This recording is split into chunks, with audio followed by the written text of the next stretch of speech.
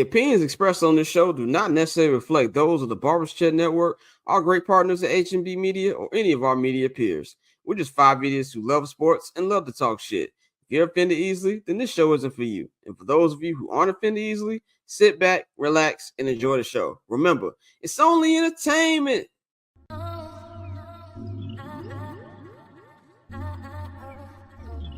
So cool. Triple double hat trick, I know the code too. Ice trade, go for trade, yeah we cold too. Getting paper on these player haters, old news. Money on the other line, so I'm not gonna hold you. Money on the other line, so I'm not gonna hold you. Money on the other line, so I'm not gonna hold you. Money on the other line, so I'm not gonna hold you. Money on the other line, so I'm not gonna hold. My agent just said we made 100 flat. Make it back and make it stack, this like no Steven Jack. Put my rings up in the camera like I needed that. Up in the air and at the rim is where I meet them at.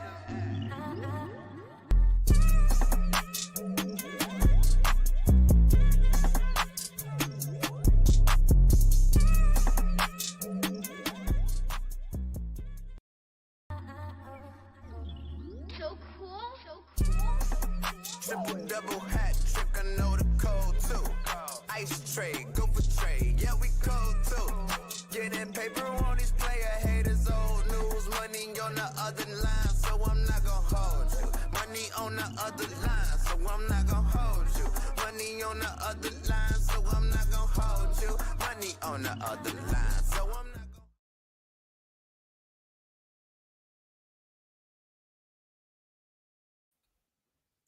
What's going on, ladies and gentlemen? Welcome back to the Friday edition of I'm Not Gonna Hold You. It is Friday, January 10th, 2025.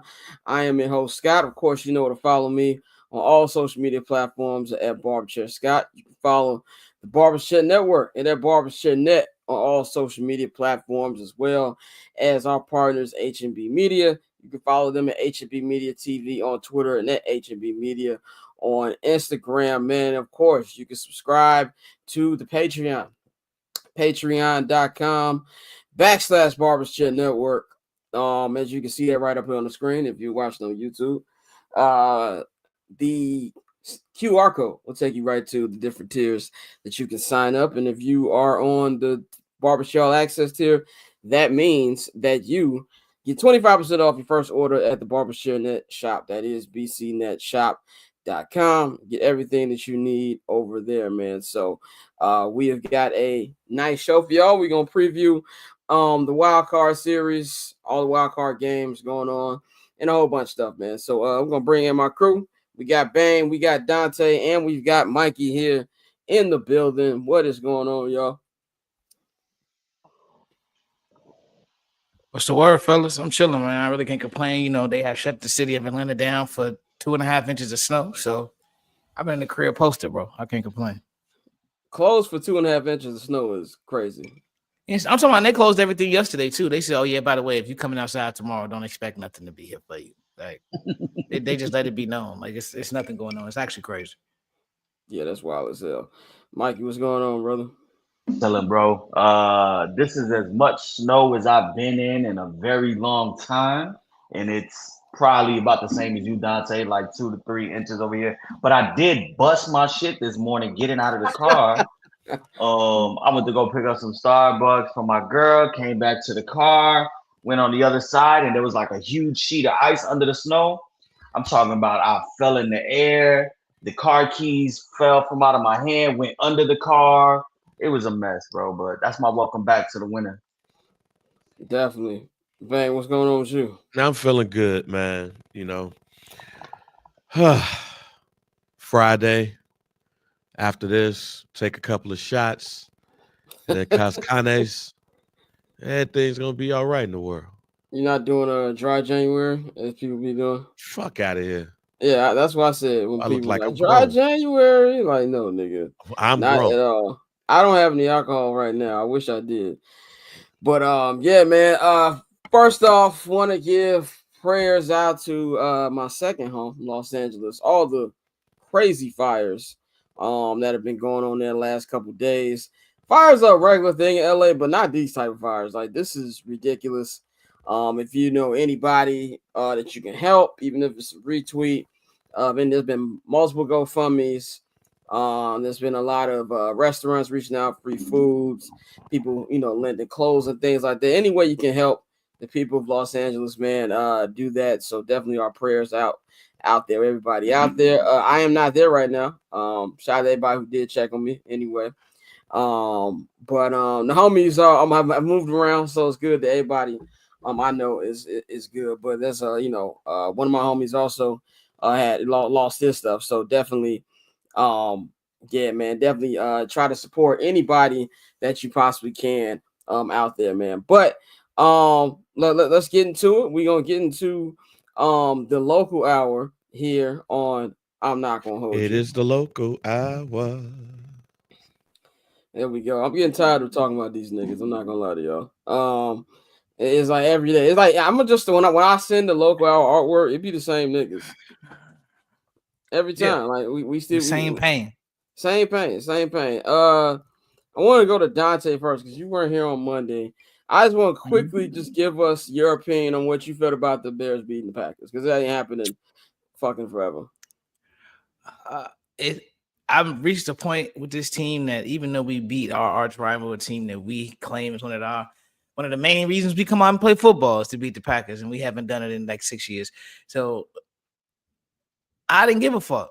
Like I saw everybody celebrating, and it's kind of like my energy has been the exact same energy I've been giving in the chat for the past month, where it's just like, okay, like when something good does happen, I don't get too excited because I know the fall off is coming. I know it's gonna be something to fuck this up. So the only positive I can take from that is that Caleb Williams beat the Packers. I saw his reaction. I saw the way he acted when he was coming off the field. So for our rookie quarterback to get that under his belt after a season where you got to really think about it, bro. This man shattered every Bears rookie passing record, and we're still sitting here with the woe is me attitude because of everything that happened to him, because of all the sacks he took, because of the lack of, real coaching that he said and we said. So that's the only silver lining I got from it was, Caleb beat Green Bay. And seeing how happy he was about that and what that does for his morale going into the offseason where he's about to get a new coach, new OC, and, a whole new regime in the building. So that's how I felt about it. I don't have anything in terms of excitement or things I can pull from it aside from the quarterback because we may get our new head coach and GM and half these motherfuckers not here no more. Like we entering another offseason where you got a lot of players who could be cap casualties if you want to cut and spend more that money somewhere else. Because we don't, keep it a bean. We don't have too many players outside of the ones that are already locked in that did something that makes you say, damn, I want him back on my team. Like this is somebody I need to pay to stay around. So now you got to really sit here and, reassess everything. So it's cool. This is the first time we beat Matt LaFleur.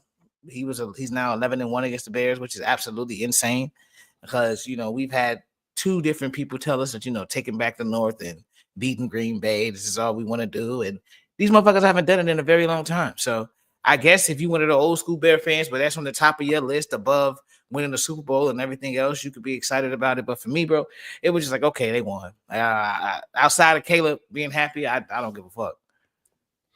Yeah, I wouldn't say it's above. It's definitely not above winning the Super Bowl, but I love beating the fucking Green Bay Packers, especially with this hellhole of a season that we had. I'm leaving here with something. So that's pretty much where I was at with it, but definitely just wanted your opinion. Let's move on to our first topic of the day. That is what happened on Tuesday at 1920 Football Drive and the year-end press conference that happened. I was there. First of all, it was early as shit. Like it was 10 o'clock. And I know 10 o'clock don't sound too early, but when you guys drive out there for like an hour, it is fucking early. But it was freezing too. But Ryan Poles spoke. Ryan Poles spoke for 25 minutes at that. He usually doesn't speak that long. Spoke 25 minutes. And at first on the email that I got, said only Ryan Poles. Then we walked into the press conference room and we saw George McCaskey, we saw Kevin Warren, we saw another McCaskey. I don't know which McCaskey it is. It's like 100 of them niggas. Then I was like, okay, if they're out here, we're probably gonna hear from them as well. So he went on for about 25 minutes. Had like a opening, I guess one statement to give first. That took a couple minutes, and then he took questions. And one thing that really grinds my gears about some fans wondering, oh, well, the media doesn't put pressure on the Bears, which is one of the dumbest takes I've ever heard. Y'all be wanting us to ask questions going to get credentials taken, number one. Number two, I would think that Chicago sports media is one of the toughest media markets out, at least with the Bears. I don't know how they are with the Bulls, Cubs, White Sox, Blackhawks, but at least with the Bears, I don't think anybody on that beat lets them off the hook. Now, whether they answer the question the way you niggas want them to answer the question, that's a whole nother discussion.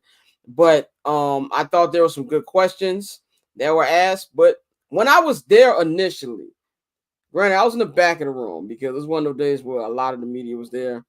And I was only got there 10 minutes before it started. So I had one of them seats in the back.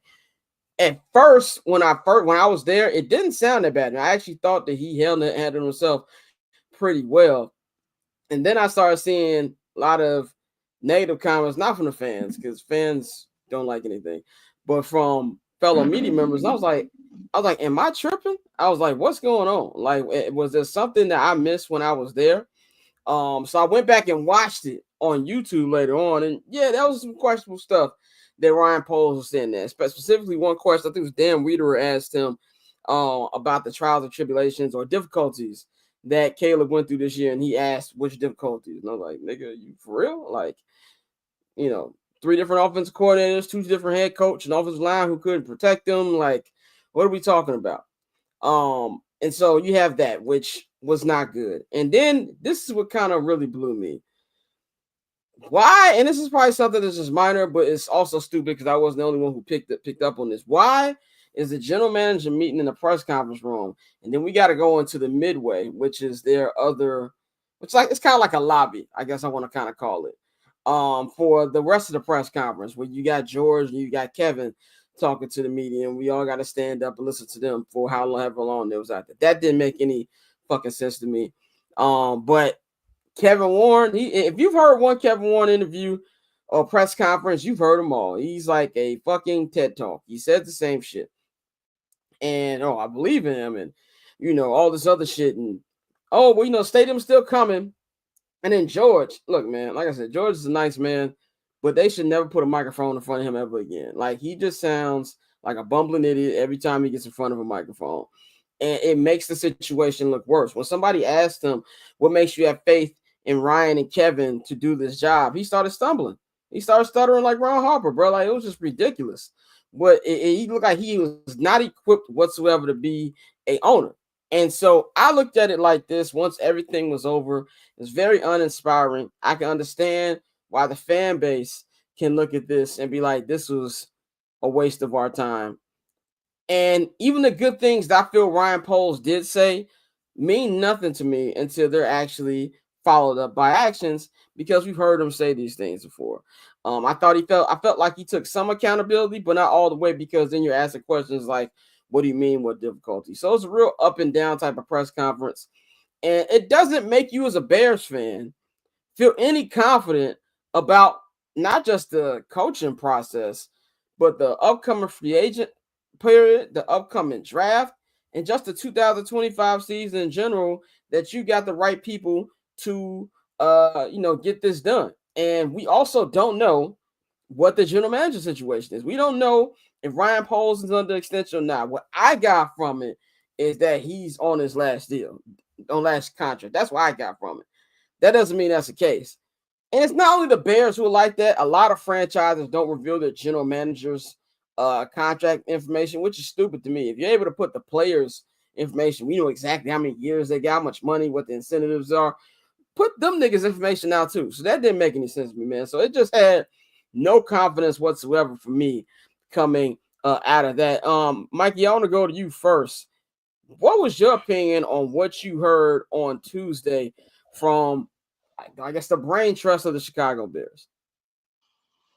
Well, I thought it was interesting, not only like for you and the rest of the beat reporters that were there that had to go from the room to the hallway, but why wasn't Kevin Warren and George McCaskey, why wasn't there, their press conference live for the fans to hear?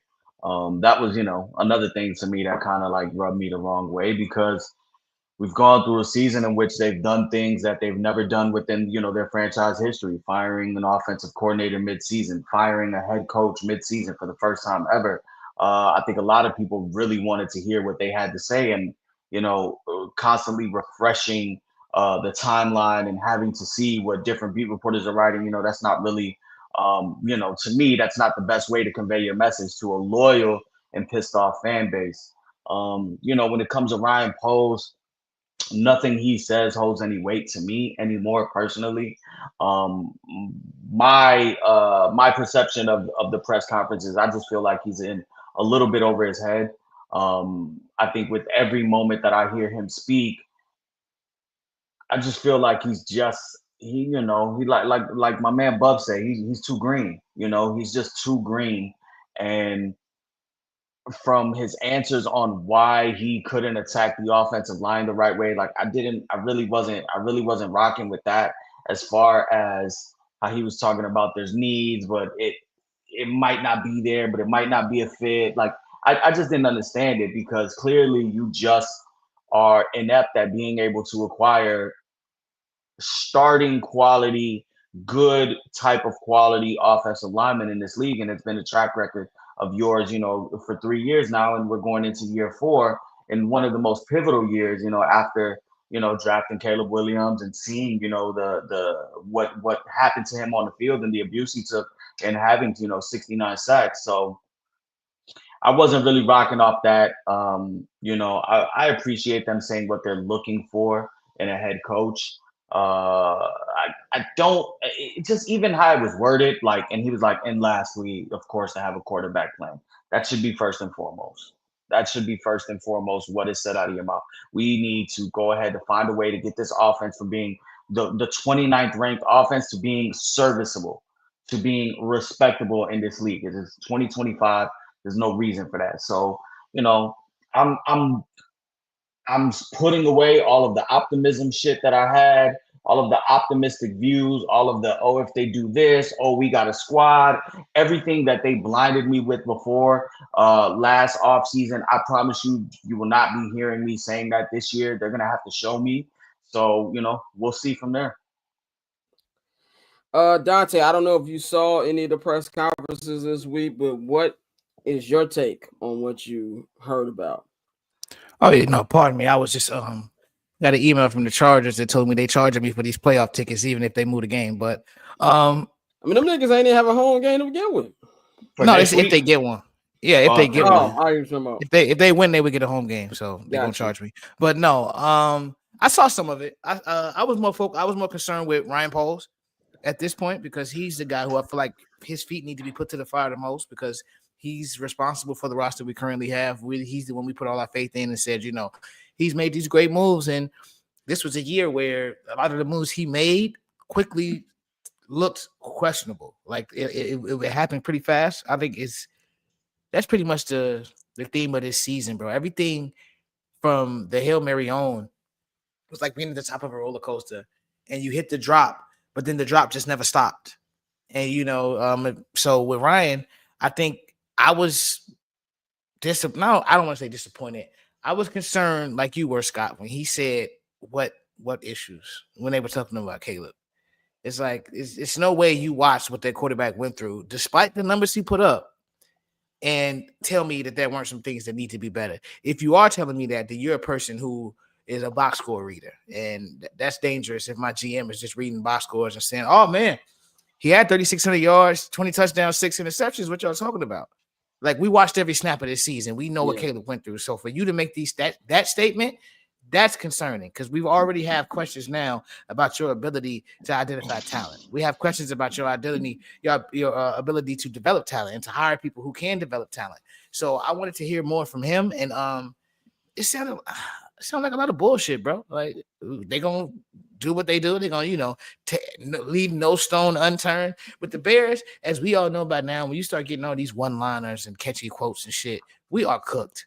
We are cooked. Like, and that's the part that's frustrating for me, because this last season, and it really started with Justin. And I don't want to bring him up, I know, but it started with Justin. And what I mean is, we as fans finally started to feel like this franchise was going in the right direction.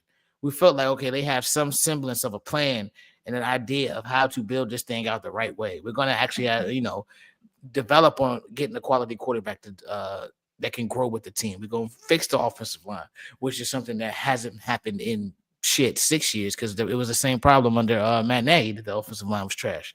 So for me, everything I heard, it was just like, okay, bro, like, what are you actually going to do? This isn't a team that has given you any reason to believe that they're going to pull this off. Their track record speaks for itself. The 46 Zoom calls, I understand certain, it's still the early stages, so certain things won't be done in person, but still, just the way they handle things, the way they fly people in on coach flights, McCaskey sitting there in his Bears jacket, picking them up. Like, it's just, we don't do things like a billion dollar entity should do, and that's what the Bears are. They don't move like that. They still want to be this mom and pop shop, and despite what they think, a lot of people don't really care about nostalgia anymore. Like, nostalgia doesn't sell people. People are forward thinking. They're thinking about the money we can make, the things they can do here, the legacy they can build. And if you aren't selling them on that, I don't know what to do. So I mean, it seems like it's just another Bears offseason presser. I think at this point we've seen what. Scott, how long you been with this? How long you been going to cover these? Act like to the press conference about this is my third season. So 3, and then we can take 2 after that, because we all been tapped in. This is probably like the 5th bullshit postseason presser in a row that we've seen from the Bears. So I'm with y'all. I'm with Mikey, but I got to see it, because you talking about it does nothing for me at this point. Bang, man. What are your thoughts on what you saw? Man, I don't really have much, mainly because it's a year-end press conference, and I don't really give a damn about all that shit in the press conference. We've seen the Bears win and lose the press conference shit. At this point, my focus is on what happens with this coaching position, what they are telling those people in the meetings, and getting the right person for Caleb and the team. Like, we will drive ourselves crazy trying to analyze what Pose and Warren and George might be talking about. But at the end of the day, I don't think that matters much. What matters is what conversations that they're having as they start this interview process. I think I'm more appalled at the interview process more than anything, and not necessarily about how many people it is, but the fact that all of these joints are virtual. Like, fly somebody in. I ain't saying you got to go find you a private jet, because we ain't got that. But fly a motherfucker on first class, bring them in and have a conversation. That's more of an issue to me than what these cats are saying in on the press conference, like in a press conference. At this point, I'm just moved on. I've moved on from the season.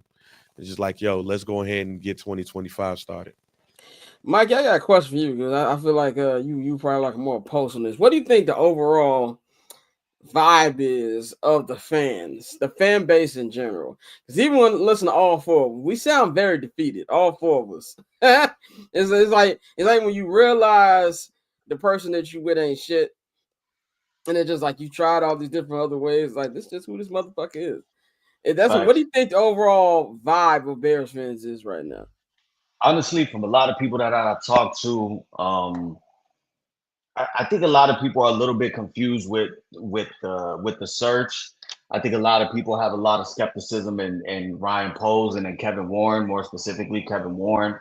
And then, George is what George is. I got some people that have sent me some texts about him that obviously I won't share, but it's just funny how, like, we're not at a level of apathy that people have reached, but we're just at a level of like, fuck, they're going to find a way to fuck this up.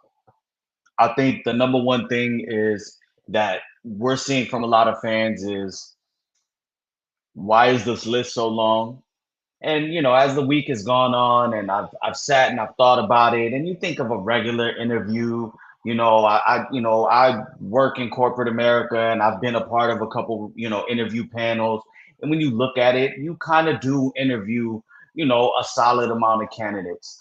And then when you add in the Rooney Rule, when you add in the fact that you can't, fucking cat just walked in. What's up? Scared the shit out of me. When you add in the fact that some of these meetings, the in-person meetings, can't be held until January 20th, it's like, well, what do you expect the Bears to do? They have time to fill. I've actually come down from the stands as far as everything being held on Zoom. The only ones that I felt should have been in person, because they technically can be in person, is Pete Carroll and Mike Vrabel, because you're going through one of the most important hiring cycle in your franchise's history, all things considering, because you have such a talented quarterback prospect. For the first time ever, you've had the first pick and you've taken the number one quarterback. You're on the verge in the future. We don't know when. I really don't give a fuck when. I don't care about it. But you have a stadium coming. This is a very important hire, because if we get this hire wrong, then more often than not, then you bombed on Caleb Williams. And I don't know if you could come back from that. So I felt like, with such an important hire and with somebody like Mike Vrabel available, you're doing yourself and you're doing the organization a major disservice and not getting him to see the facility. How many times have we heard players, free agents, that have come in, signed with the team, and when people ask them, "Hey, what are your thoughts?" They're like, "Wow, I really didn't know how amazing this facility is." That is one of the things that Ryan Pace really did get right in his tenure. The whole remodeling of Palace Hall, and going ahead and adding the new workout facility in the gym. So I feel like there's nothing like seeing somebody in person. And with somebody like Mike Vrabel, we could probably be on this show today, and would it shock any of y'all? We're on this show right now, we get an alert that Mike Vrabel is hired by the Patriots. Not at Like, all. more often than, yeah, like, that's kind of where we're going. And it's like, damn, you weren't even able to get him in the building. So I understand that. I do think that they want to lean offense. I know there's conflicting ideologies on this. You have somebody like Kevin Warren who wants to make sure that we get, we do an exhaustive search and we get a leader of men and we get somebody that's done this before. I think Ryan Poles, being a little bit of, a little bit new guard, and seeing, if you look about it, he did put in some assets in getting Rome Odunze, Caleb Williams, DeAndre Swift, re-signing DJ Moore, paying Cole Kmet, etc. I think he does want to get this offense into the into this modern century and go offense. So, I just think there's a lot of uneasiness, because a lot of people wanted Flus gone last year. A lot of people wanted Jim Harbaugh. We're less than 24 hours away from watching Jim Harbaugh in his first season back in the NFL go ahead and take a franchise that wasn't in the playoffs last year to the playoffs. So there's a lot of people are anxious, and I think deservedly so. But you just have to go and trust this process, and they don't deserve the benefit of doubt and thinking that they're going to get it right. But all we can do is hope that they get it right. I think if they get Ben Johnson, then nobody will complain for the most part. I think we'll be fine. And you know what? And if Ben Johnson in 3-4 years ends up being a bust, then fuck it. That's just the way the pendulum swung. But they went and got the top name, outside of Mike Vrabel. Yeah, I'm with you, man. I think that a couple things. One, I do feel that this fan base, I don't think the Bears fans will ever actually reach apathy. And the reason I say that is, outside of them being the number one team in the city, it's football. It's 17 games a year. It's not like it's an 82 game season with basketball, 162 game season with baseball, where you can get detached throughout the season. It's very hard to just, even when, like, every team, you can be the most ass team in the league, you're going to find a way to get excited about the team. Even Panthers fans, who's the worst team this year? Tennessee fans, because it's football. So I don't know if they'll ever reach the part of apathy, but I do feel like, Mikey, the word you use is perfect, anxious. There's a lot of anxiety going on that they're going to fuck it up again. And I said that until they're actually doing it, I'm expecting them to fuck up. But at the same time, like, I have a weird feeling. Like I'm like 50% optimistic and 50% like, oh, they're gonna fuck it up, because I also feel like they've also done things this year that they haven't done before. Now, granted, the way they've done it is still peak Bears, but they actually did fire a coach mid-season, which is maybe something that they know what they've got to do. And even with the airplane thing, and they come out saying, oh, we're not going to do that again. You know what I'm saying? Like, I think the biggest issue with the Bears is something I said on Twitter during the break is I don't believe that George McCaskey is like Jerry Reinsdorf. Jerry Reinsdorf honestly does not give a fuck about the Bulls and the White Sox. He does not care. I believe George McCaskey cares. He just doesn't know how to make it work. He doesn't know how to hire the right people. And when he hires the people, he meddles. He doesn't let them do his job. There's no reason for him to be interviewed. If he wants to be at the press conference, it's well in his right as chairman of the board to be at the press conference. But just be there and shut the fuck up. I don't need to hear you talk. There's no reason to talk. Bro, George is really George is like that guy in your fantasy group that he has to do every single thing. He has no clue what he's talking about. Right. Like he's gonna make 15 trades. Roy. I keep saying he's Conor Roy. He's gonna make 15 trades that make absolutely no sense, but he's gonna look you in the face and tell you, you know what, this is the move that we needed right here. It's like the election episode. Remember when Shiv, Roman, and Kendall in the room, and here come Conor? You don't need to be here. George is the one in fantasy, Dante, that is rostering 3 quarterbacks for no reason. Yes. It's like, why are you smart? Like he just got right. Like, somebody's gonna need one down the road. But Scott, to your point, yes, to your point about the owners, they're also 2 different people. Jerry, fortunately, he bought himself some grace because he bought this franchise, the Bulls, when they were at their bottom. And he developed them into a winner. He reaped all the benefits. He cashed out on them. So it's cool. George is just inheriting what somebody else has built. And he truly just, like you said, he truly doesn't know. He truly doesn't know, how to go about it. And I think it's a part of that, like, we joke Conor Roy, but I think it is that Conor Roy shit. It's just like, I wonder what his role was growing up. Like, when everybody else was kind of in the family running it and that the hierarchy, like, was he just playing the back? Like, oh, okay, cool.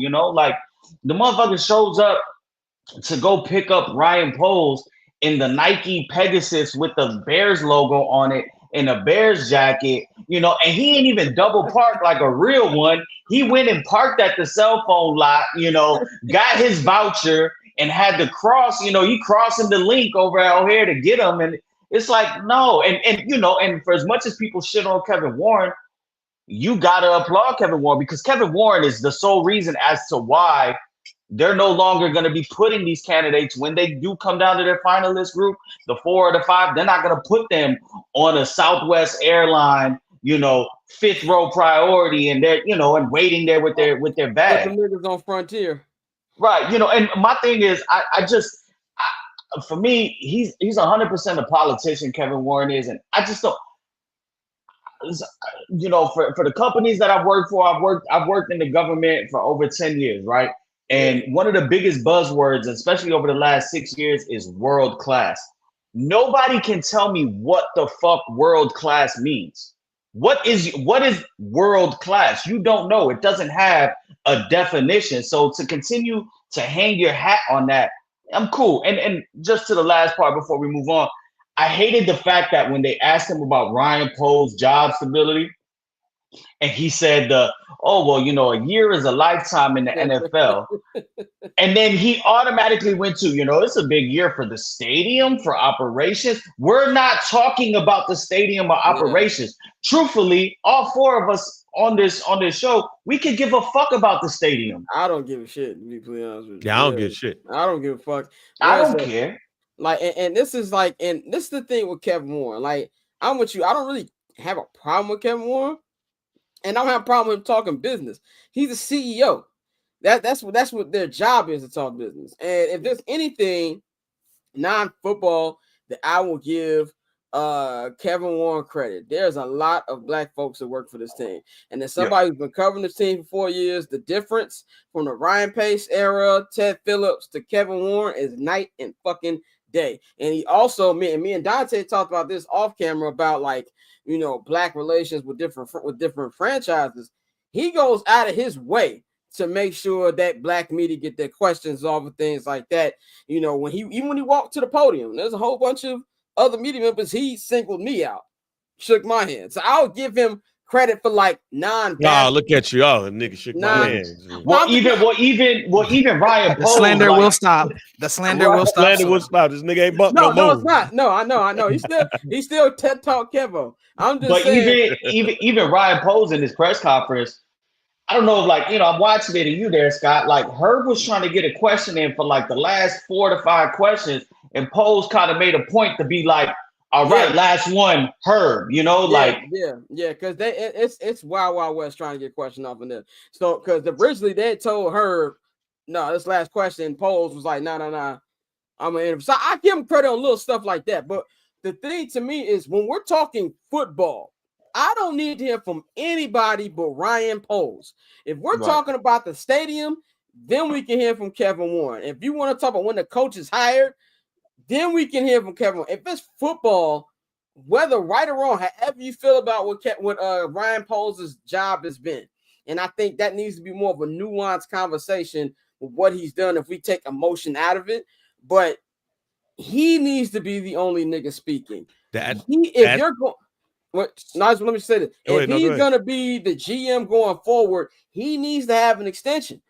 If he's truly under 1 year, like I feel like he is, that just sets up for failure. But I also say Kevin Warren, I don't know if y'all peeped this, Kevin Warren didn't necessarily close the door on if Ben Johnson came look, I ain't really rocking with this fool. Y'all need to get him. Right. He didn't really close the door on that. He ain't pull a Shad Khan, but he did say he ain't closed the door on it. Then they asked George, and George was that was some of the arrogance that I don't like. Is he was just well, I never had a candidate ask me that. The job is the job, and these motherfuckers want the job. So I wasn't really rocking with that. But is it arrogance or is it just sheer stupidity? And I'm not trying to be disrespectful. I'm not trying, but when you listen to George talk, it's oh shit, he really don't know what the fuck he's talking about. And it's every time he gets in front of the mic. So it's he got a 14 on his ACT. Bro, we talk about Nepo babies all the time, but this really might be a situation where we got a Nepo baby running the show and he has no clue. No, there's not a situation. That's what it is. Okay. That not only is that legit what it is, to Scott's point, this is why I said a couple of weeks ago, we need a football czar along with Kevin Warren. You need Kevin, go get the stadium. Go take care of that. Boom. We need somebody that speaks, lives football. Now, both of them niggas can report to George. They can. But we need somebody that's going to handle football relations. It is what it is at this point. I am tired of hearing from George. I feel like if you want to get more information about this organization, you better off speaking to somebody else on this platform than listening to George as, because George clearly has no clue what he's doing, what's going on. I heard somebody say he's been I think you said in the chat he's been doing the DEI stuff. Do that shit. Right. Go talk to the league. Do that shit. But football, no. And if it's and here's the thing, if it's promote Ryan Poles to that VP of football operations type shit, and then promote Ian Cunningham as the GM, if y'all want to do that, I'm cool with that too. But I'm not cool with that. I'm just going here for George. I'm just saying I'm cool with whatever, where I don't have to hear George talk. Right. But I'm not cool with that because Ryan Poles don't deserve to fail up. His record doesn't, warrant that. But as many white motherfuckers that fail up. I was I'm half and half on that. I'm half and half. From their perspective, I'm with you. The nigga sounded but all of this pecking order and him being adamant that this is a vertical situation. The head coach reports to the GM reports to the president of football, president of football, goes to the chairman. He did this backwards. Remember, they hired Poles, they hired the coach, and then 3 months later, then they introduced Kevin Warren. Like, it's just they like Scott said, we circle. It comes back to the opening point. I just don't think he knows how to go about this in the right way from start to finish. Yeah, and to get back to the coaching vetting process, I was like you, Mikey, at first. I was upset about 15 people you interviewing and why that's not virtual. But once I've heard more from not just other members of the Bears media and just national heads, and for the reason you named, Mikey, a lot of them can't even actually be in person until like the 20th or some shit like that. I started not to care as much. And also the Chargers last year, I didn't know they interviewed 15 people before they eventually hired Harbaugh. Now that doesn't mean you don't have a favorite. There's been a lot of people. I think Waddle Sylvie, like you said, they did asking different beat members who they think they be. And Correct. I think it was a healthy dose of Brian Flores and Ben Johnson. It was like 3 Ben Johnson, 3 Ben Johnson, 3 Brian Flores, and I know 1 for said Joe Brady. Yeah. Joe Brady. And this is my thing too. We would be killing them if they didn't interview everybody, right? Because chances are with our track history, Matt Campbell's gonna end up being something in 2-3 years, and we were like, remember when we had him and we didn't interview him? So listen, this is a fucked up situation. It's been a fucked up situation for a while, but you got to pick 1-1 and Caleb Williams there. And even though he had somewhat of a upsetting rookie year with a lot of turmoil, I think he showed more than enough that he can be a franchise guy. But we just don't have the leeway, nor the owner, nor the track history to be able to do what the New England Patriots are doing. They've interviewed about 5 people, and that's it. And they know that they're gonna go ahead and who they gonna get. correct. And but also, even if they didn't know, like it's just a layup for them. Mike Vrabel, hometown guy, they won championships with them, started coaching, all of that shit. Patriots Hall of Fame. Exactly. Like, we can't compare ourselves to that. Look at the Jets. The Jets are interviewing about 13 people. The Bears let Ted Phillips close the deal. Exactly. That's another thing too. And I keep saying this, and I've said this before in private. For the Bears fans that like to shit on Kevin Warren for the stadium, he did not agree to the purchasing agreement, right? It wasn't his idea to close on the Arlington thing. And at the end of the day, if he keeps saying he wants Chicago, even though they own Arlington Heights, who do you think he answers to? This isn't Kevin Warren's fucking stadium. He still has to report to George, and George still has to go to all of the board members. So clearly there is a directive from the people with the seat at the table on down, being passed down to Kevin Warren, try to make this Chicago shit happen as much as possible before we listen. Arlington Heights is not going anywhere. They own that land. They're sitting on it. And the stadium, they're still under contract and Soldier Field till like 2030. So I think it is. Or 20, right. So like, even people keep stressing, he doesn't have a stadium. It wasn't going to be built in a year. And at the end of the day, he isn't making this decision unilaterally. Like, he does have to answer to the people above him. And I'll just say this about the process. Then I'll go to Bang. Like, you got to go through the whole thing. And I think one thing that we do, because this came up in shout out friend of the program, Robert Mays. He was on Lawrence Holmes and Matt Spiegel yesterday, and he said that he doesn't think, from everybody he's spoken to, he's got a good relationship with Sean McVay and a whole bunch of other people in the NFL, that he doesn't think that the front office turmoil that we all know about is something that a lot of coaches care that much about, because a lot of these owners think. And one thing we also got to know, because we live in our Bears bubble, if you look at the other, 5 openings, those situations are just as bad as the Bears and arguably worse. The Raiders on their 3rd general manager search since 2022. So I think we live in our own bubble, and that's not me giving the Bears a pass. It is bad. But when you have to hire a coach, you're not in a good situation. When you got GMs who are either fired or you're like, oh, damn, I can't believe he kept his job. It's not a good situation. So I think we got to put that into account too. I'm as we know from the group chat this week, I am done with speculation. I just want to see who the fuck is going to be the coach, not just for the Bears or whoever. Because now when everybody's saying, well, I heard this, let's just get it done, man. That's where I'm at.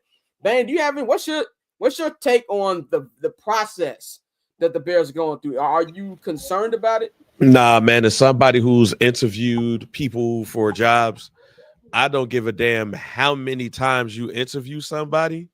All I care about is you getting the right person. And if you got to interview 10, 15 people to do it, so be it. You cast a wide net. And I think Mikey has a point too. Whereas you interview all of these people, the person that you want has a chance to make a long run. So through this process, you might have to talk to a couple of people. Now, when those things stop and you stop interviewing people, then you might have an idea that, okay, insert person here is the person that they're going to be going with. But I have no problem with the search. I have no problem with 15 people. If all of those people were huff-ass folks, then I would be like, oh yeah, no, y'all tripping. But Pete Carroll's a Super Bowl winning coach. He's a legend. He's a future Hall of Famer. Cliff Kingsbury coached Caleb Williams. He coached Kyler Murray. Brian Flores probably is one of the favorites. Ben Johnson, Aaron Glenn, also as well. Are there some names you like, what the fuck? Like Mike Kafka, just because he's from the crib? Like, but could he be a potential OC candidate?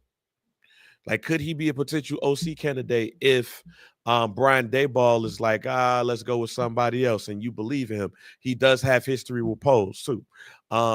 Matt Campbell, I mean, he is a good college coach in a program to where, yes, Iowa State, but he's had sustained success there, so I don't mind that. So yeah, it just really depends on the candidates, but I have no problem because I have no problem with the candidates. Dante, final take. What you think about the vetting process?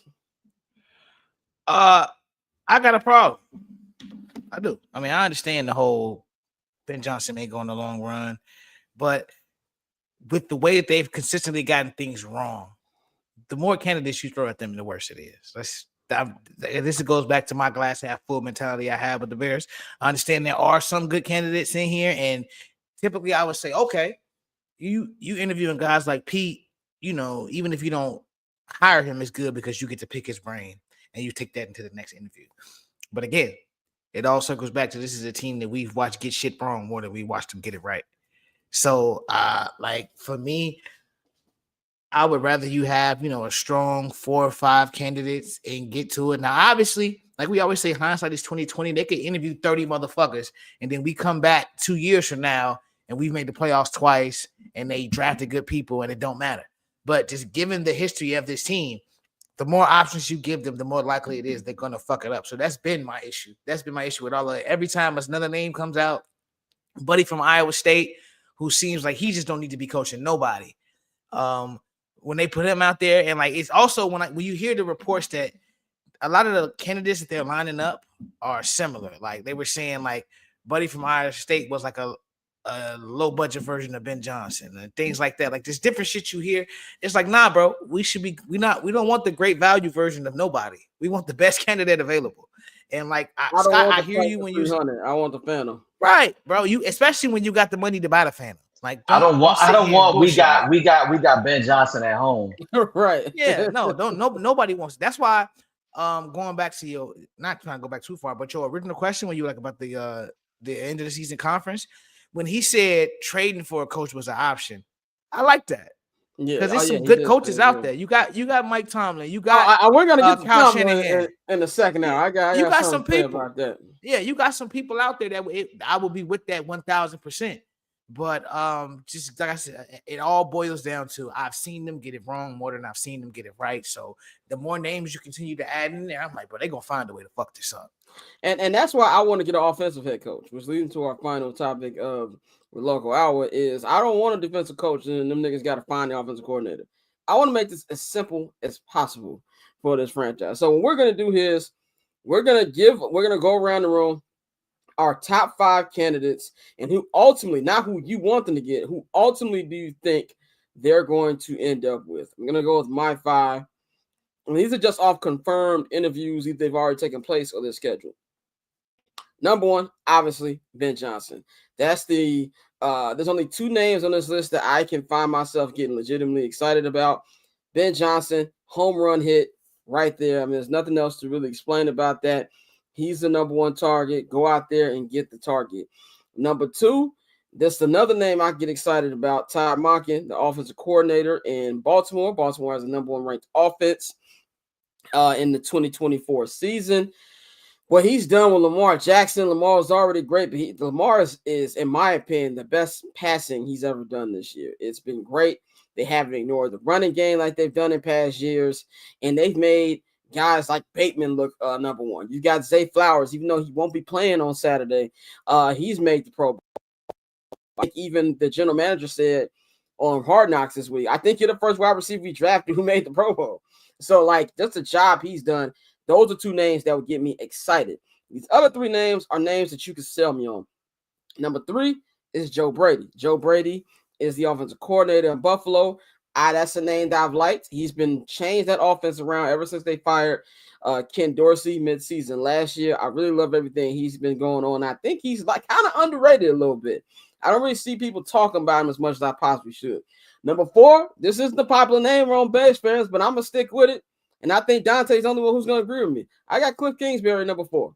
You can sell me on Cliff Kingsbury as a head coach.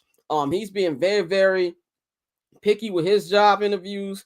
He's going to be doing the same thing as Ben Johnson did last year, where if he doesn't find the right match, he's going to stay in Washington. But Cliff, he's worked with Caleb in the past. I really like how he did with Jaden this year. And one thing that really stood out to me was you usually get the midseason Cliff Kingsbury clash. He got past that, and they were able to continue to go put up points even after that rough stretch. So number 4, I will put Cliff Kingsbury. Number 5 is if you can't get none of these offensive guys. Now, they haven't reached out to Liam Cohen, so that's why he's not on my list. Number 5 would be a defensive guy just because all the offensive minds that I want are gone. And if Mike Vrabel's actually in play, which I don't believe he is, but let's just say he is, he would be that. But in a real world where he's going to New England, 5 would be Aaron Glenn. If Aaron Glenn can sell them on the offensive plan, what names you bring in the offensive side of the ball, I think that would be a good hiring if you're going to go defense. Those are my 5. The only one I would say that would make me irate is Brian Flores. I want no parts. And That's I mean racism. no parts of Brian Flores. I still would be shocked if he gets a job just because I don't see how you sue the NFL and get away with it. But if he does get one, I don't want that shit to be here. I just don't want it. Any other name outside of the wild card, Iowa State, David Shaw, Anthony Weaver, you can sell me on that. I don't want that. Ultimately, I think when the smoke clears, I honestly feel it's going to be Ben Johnson. I think when the smoke clears, we're going to go through all this anxiety. I think when the smoke clears, Ben Johnson will be head coach of the Bears. I'm going to go to Mikey, Dante, and then we're going to go to Bang. So I'm gonna do the same as you. I'm gonna omit Mike Vrabel because he is in my top 5. He's top 2. But for the sake of argument, I'm gonna omit him because I believe he's gonna be a New England Patriot head coach before the end of this weekend. So number 1 obviously is Ben Johnson. I think anytime you can get somebody that is proven it, that he can do it as an offensive coordinator. He's done it for the last 3 years, having a top 5 offense. He's familiar with the division. I just think it's a layup. He's young. I think he sees what Caleb can do. I think that it's perfect. Second on my list is Joe Brady. I think Joe Brady is another person that people sleep on. Now, I know a lot of people kind of sleep on him and they say, well, is he just riding the coattails of elite quarterbacks? But a lot of people that don't know, obviously, Joe Brady was the offensive coordinator for Joe Burrow and, Jamar Chase, Justin Jefferson that year they won the national championship. Now, Joe Burrow wasn't lighting it up per se as he was prior to Joe Brady getting there and really getting his hands on him. And now, with Josh Allen, we see the year he's having. Obviously, Josh Allen was, very good before he got there. He's elite now. So I wonder if he's getting docked for working with elite quarterbacks. But in my mind, if Caleb Williams is that elite quarterback that we think he is and that people say he is and that we know that he can be, then why wouldn't you get somebody that's already worked on, Ferraris before? Third for me is Liam Cohen. Similar, on the opposite side of what I said about Joe Brady. Have they reached out to Liam for an interview? Now they haven't, and I don't know why, but this is who I would say. Now I don't know. I don't know why they haven't gotten to him. I don't know why guys like Mike Kafka, Matt Camp. I don't know what the fuck David Shaw is doing. Andrew Luck is not in the league. David Shaw was hot fucking 10 years ago. I don't know why he's there now, but for me, Liam Cohen, for the simple fact that what I said about Joe Brady, right? Joe Brady did it with elite people. Liam Cohen is doing this with Baker fucking Mayfield. Baker Mayfield has 41 touchdowns. You know what I'm saying? So he's done it with a not so elite heralded quarterback, albeit a former number 1 overall pick. Still, I think, Liam Cohen coming from the Sean McVay tree, I think he would have a fire staff in hand. He's somebody that has connections within the college game, within the NFL. He's served in kind of both. I think he's a very sneaky candidate. The fourth person for me would be Aaron Glenn.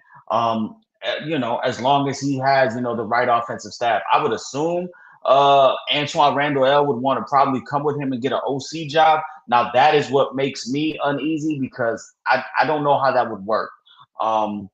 Especially with Caleb. I think Caleb needs guys that have worked with young quarterbacks, but I can't be sold on Aaron Glenn because I think his values, his principles, I think the type of makeup he has, I think the way he gets his guys to play hard for him, the way he can do more with less, that Lions defense is pretty fucking banged up. And what they did last Sunday night was very impressive against, a high-flying Vikings offense. I think that plays, and I think that checks all of the boxes that Ryan Poles and Kevin Warren have been speaking about.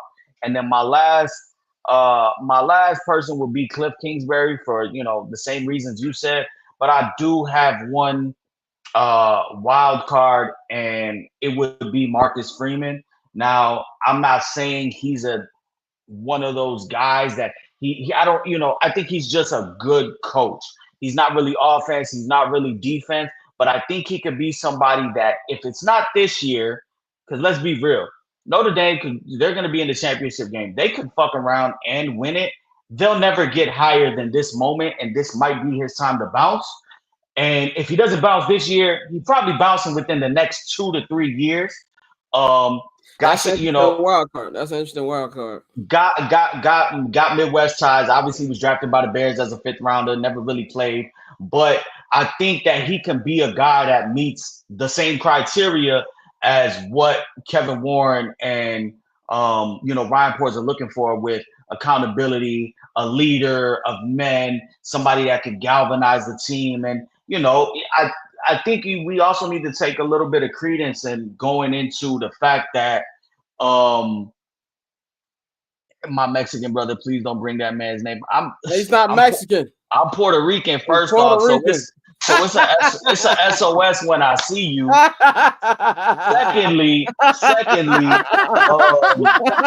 that's crazy, bro. That's a violation. I'm about to hang your ass under the viaduct. Hey, we're gonna give the first non-cast member a fine. That is a fine, brother. That's hilarious, though. That's not only a fine, that's a fight. That's you know what I'm saying? You used to get if you would have went to Clemente, bro, you would have been in the stairwell. But whoa, that's a fine. But I just say it for the simple fact that that's a fine. That's a fine.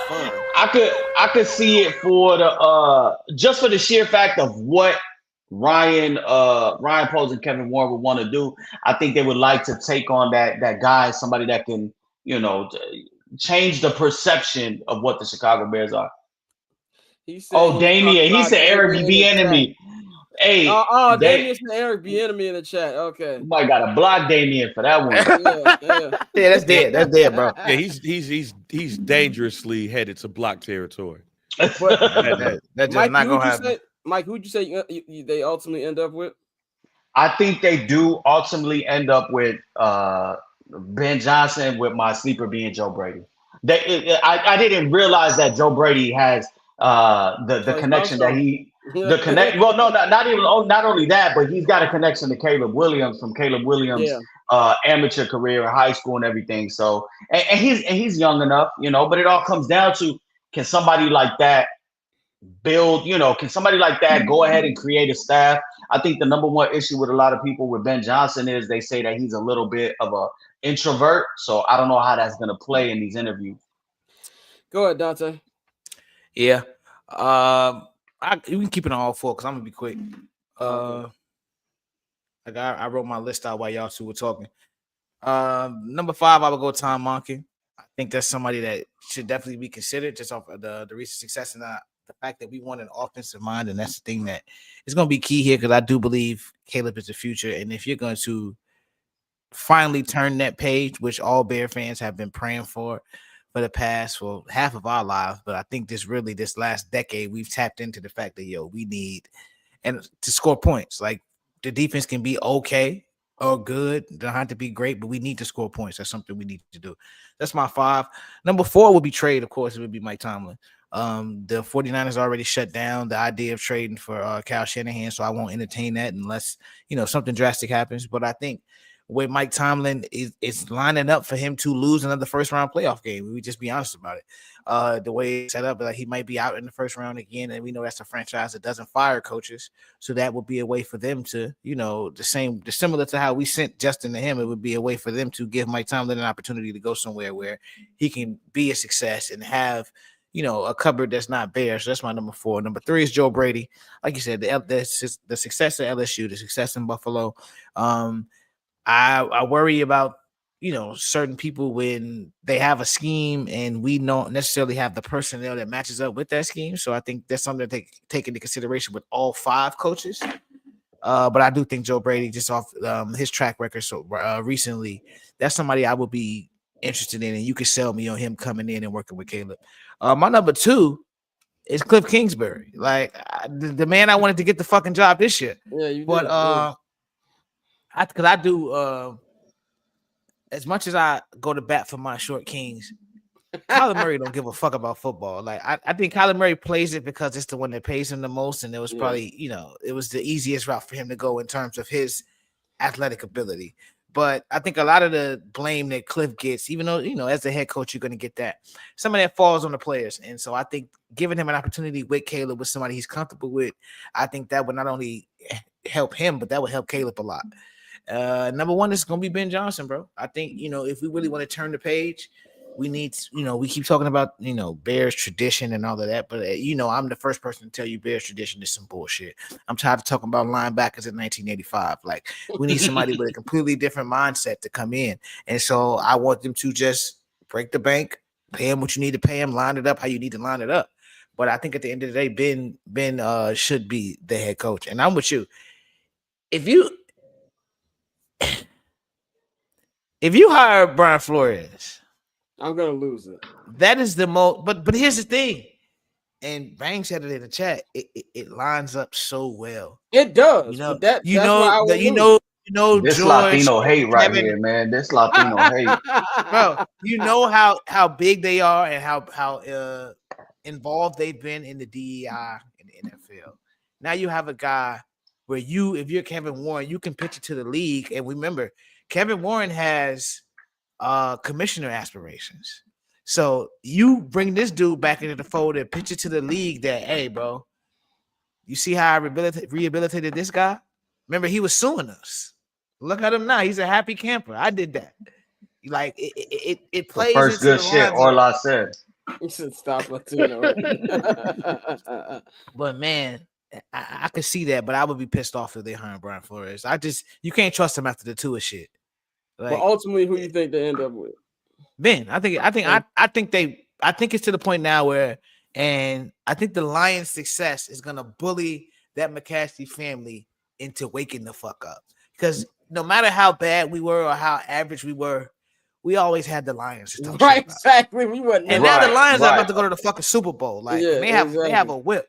So I think that's one of those things that's like, nah, we got to do something. Would you take Brian Flores with Josh McDaniels as the OC, Hell no. I would knowing that jump in the Lake Michigan while it's cold now. Fuck no. No, what was the end of that, Mikey? Knowing what? I said knowing that Josh McDaniels will never get a head coaching opportunity again, so he'd be locked in as your OC, and he has a track record of working with young quarterbacks and having success with that. So Yeah, I would take Josh if we got a defensive minded coach, but I wouldn't want Brian Flores.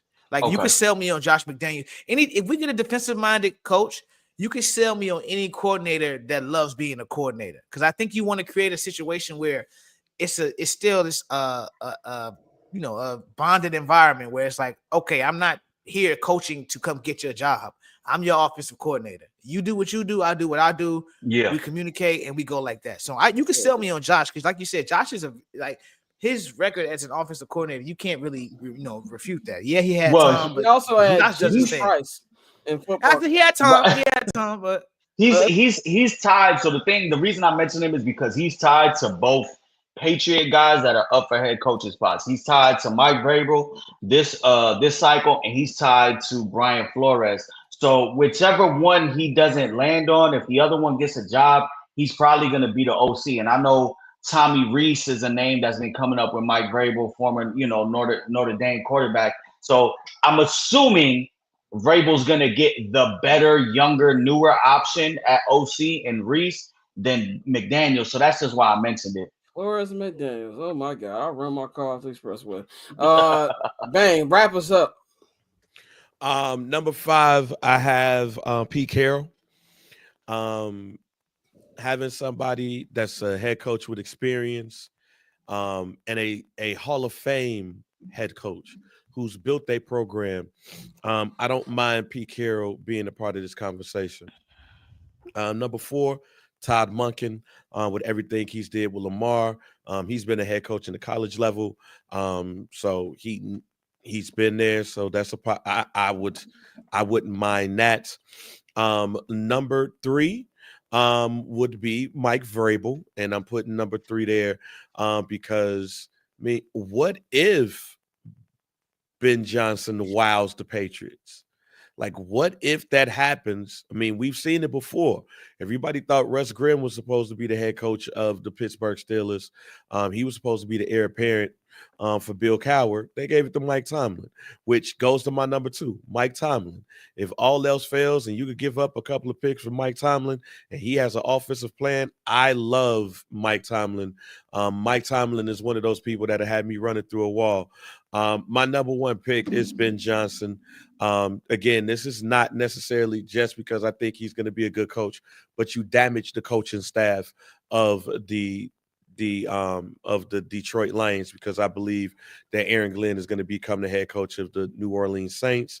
Then you have the OC go over there with the Bears and all that. Now with the Brian Flores thing, just real quick, I don't think that the Bears are going to hire him.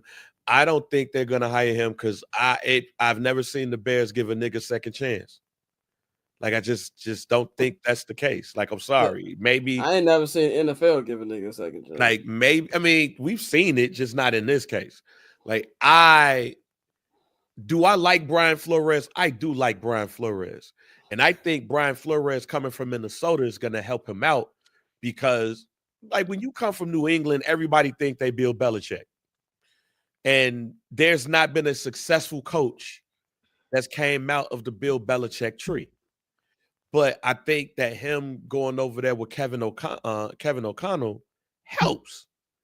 And you can pick his brain from the offensive side. KOC loves Caleb.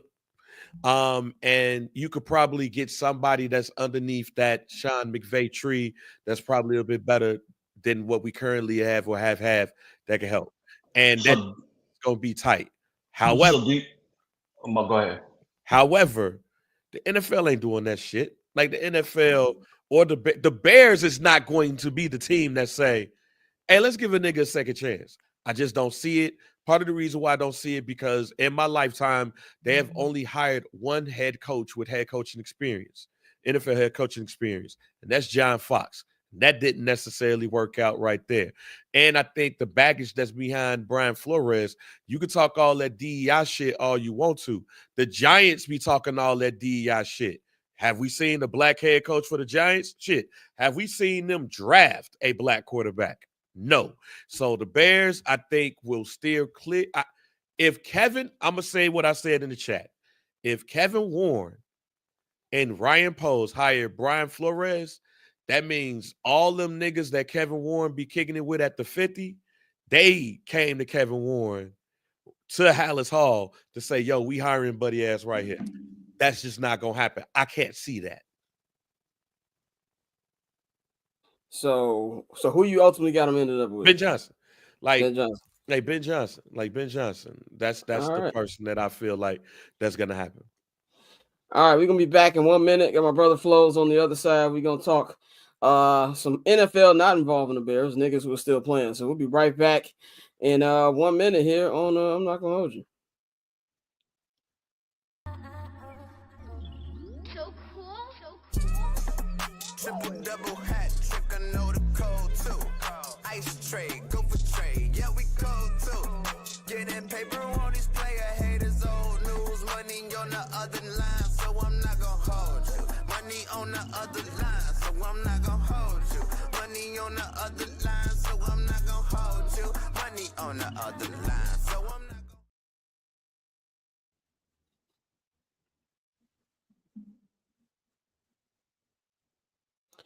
We are back, hour 2 here on I'm Not Gonna Hold You. We got my brother Flows here, one half of 79 Hallis, co-owner of this great network, the Barber's Chair Network. You can follow him at Flows Andolini on all social media platforms. Let's just get right to it. Your Ohio State Buckeyes are about an hour and 30 away from playing Texas. The winner of that will be in the national championship, and they will be taking on Notre Dame. My question to you, is this y'all championship to lose? Yeah. I don't want to sound cocky because I've been an Ohio State fan. Orlando said it's been 1,800. First off, Orlando, when the fuck did you become a Michigan fan? I've been following you for a second. I don't ever remember you tweeting about that. So I got dirt on you, bro. You under surveillance. Who? Orla. Oh. I don't remember him ever telling me about it. A lot of niggas became Michigan fans, and it's interesting. But I think that just happens in sports, period. A team wins the national championship like they did. Fans come out the woodwork. It's cool. Anyway, I've been a Buckeye fan my whole life, so I'm not going to be too cocky because I remember the days of winning and Jim Tressel. It was 2001. Was that my play in Miami that's still contentious to this day. Then I remember the 2000s, outside of that, getting freaking absolutely beat to shreds by the SEC. Then I remember Urban Meyer getting there and us becoming competitive, winning the Naty, and then here Ryan Day takes over and we lose in the biggest games. That being said, this year is unlike previous years. In that 2020 national championship run with Justin Fields as the quarterback, we beat Clemson. We go against Alabama and just get absolutely fucking dog walked. That football team, I did not expect them to win. The reason is I thought that freaking Alabama team was just fucking nuts. I don't think they lost that year, and they absolutely beat the holy shit out of us. And so I did not think it. I'm pretty sure the only close game was like Florida or Georgia, Florida, I think. Yeah, I can't remember. So I didn't have high expectations for the Buckeyes doing that. And then you had CJ Stroud last year. They go against Georgia. Defense gives up just a ton of shit. Wasn't CFP, but gives up a ton of shit. It wasn't CFP. Probably was CFP. Gives up a ton of freaking points, but CJ Stroud plays well, missed the field goal, we're out. So those are like my biggest memories with Ryan Day being under coach. And I'm not going to be so cocky to think that we're just a powerhouse. That being said, we've got like 8 returning seniors on defense. They have been fucking dominating since that embarrassing L to Michigan. You took the number 1 team in the nation in Oregon, who I still think would have beaten any one of the teams that were remaining, including Penn State.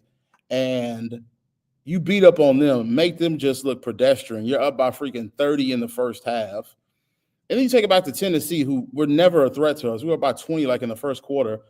when you take that into account, and then I look at the skill positions, I look at the quarterback. Quinn Ewers is not a good quarterback. Of course, if you've been following the Buckeyes and following college football, he was recruited by Ohio State. He was with the team, but then left because I want to say that was CJ's year, and he was never going to get time. And so since he's been the quarterback, he's been okay, but he's just always never had that it factor that makes him better.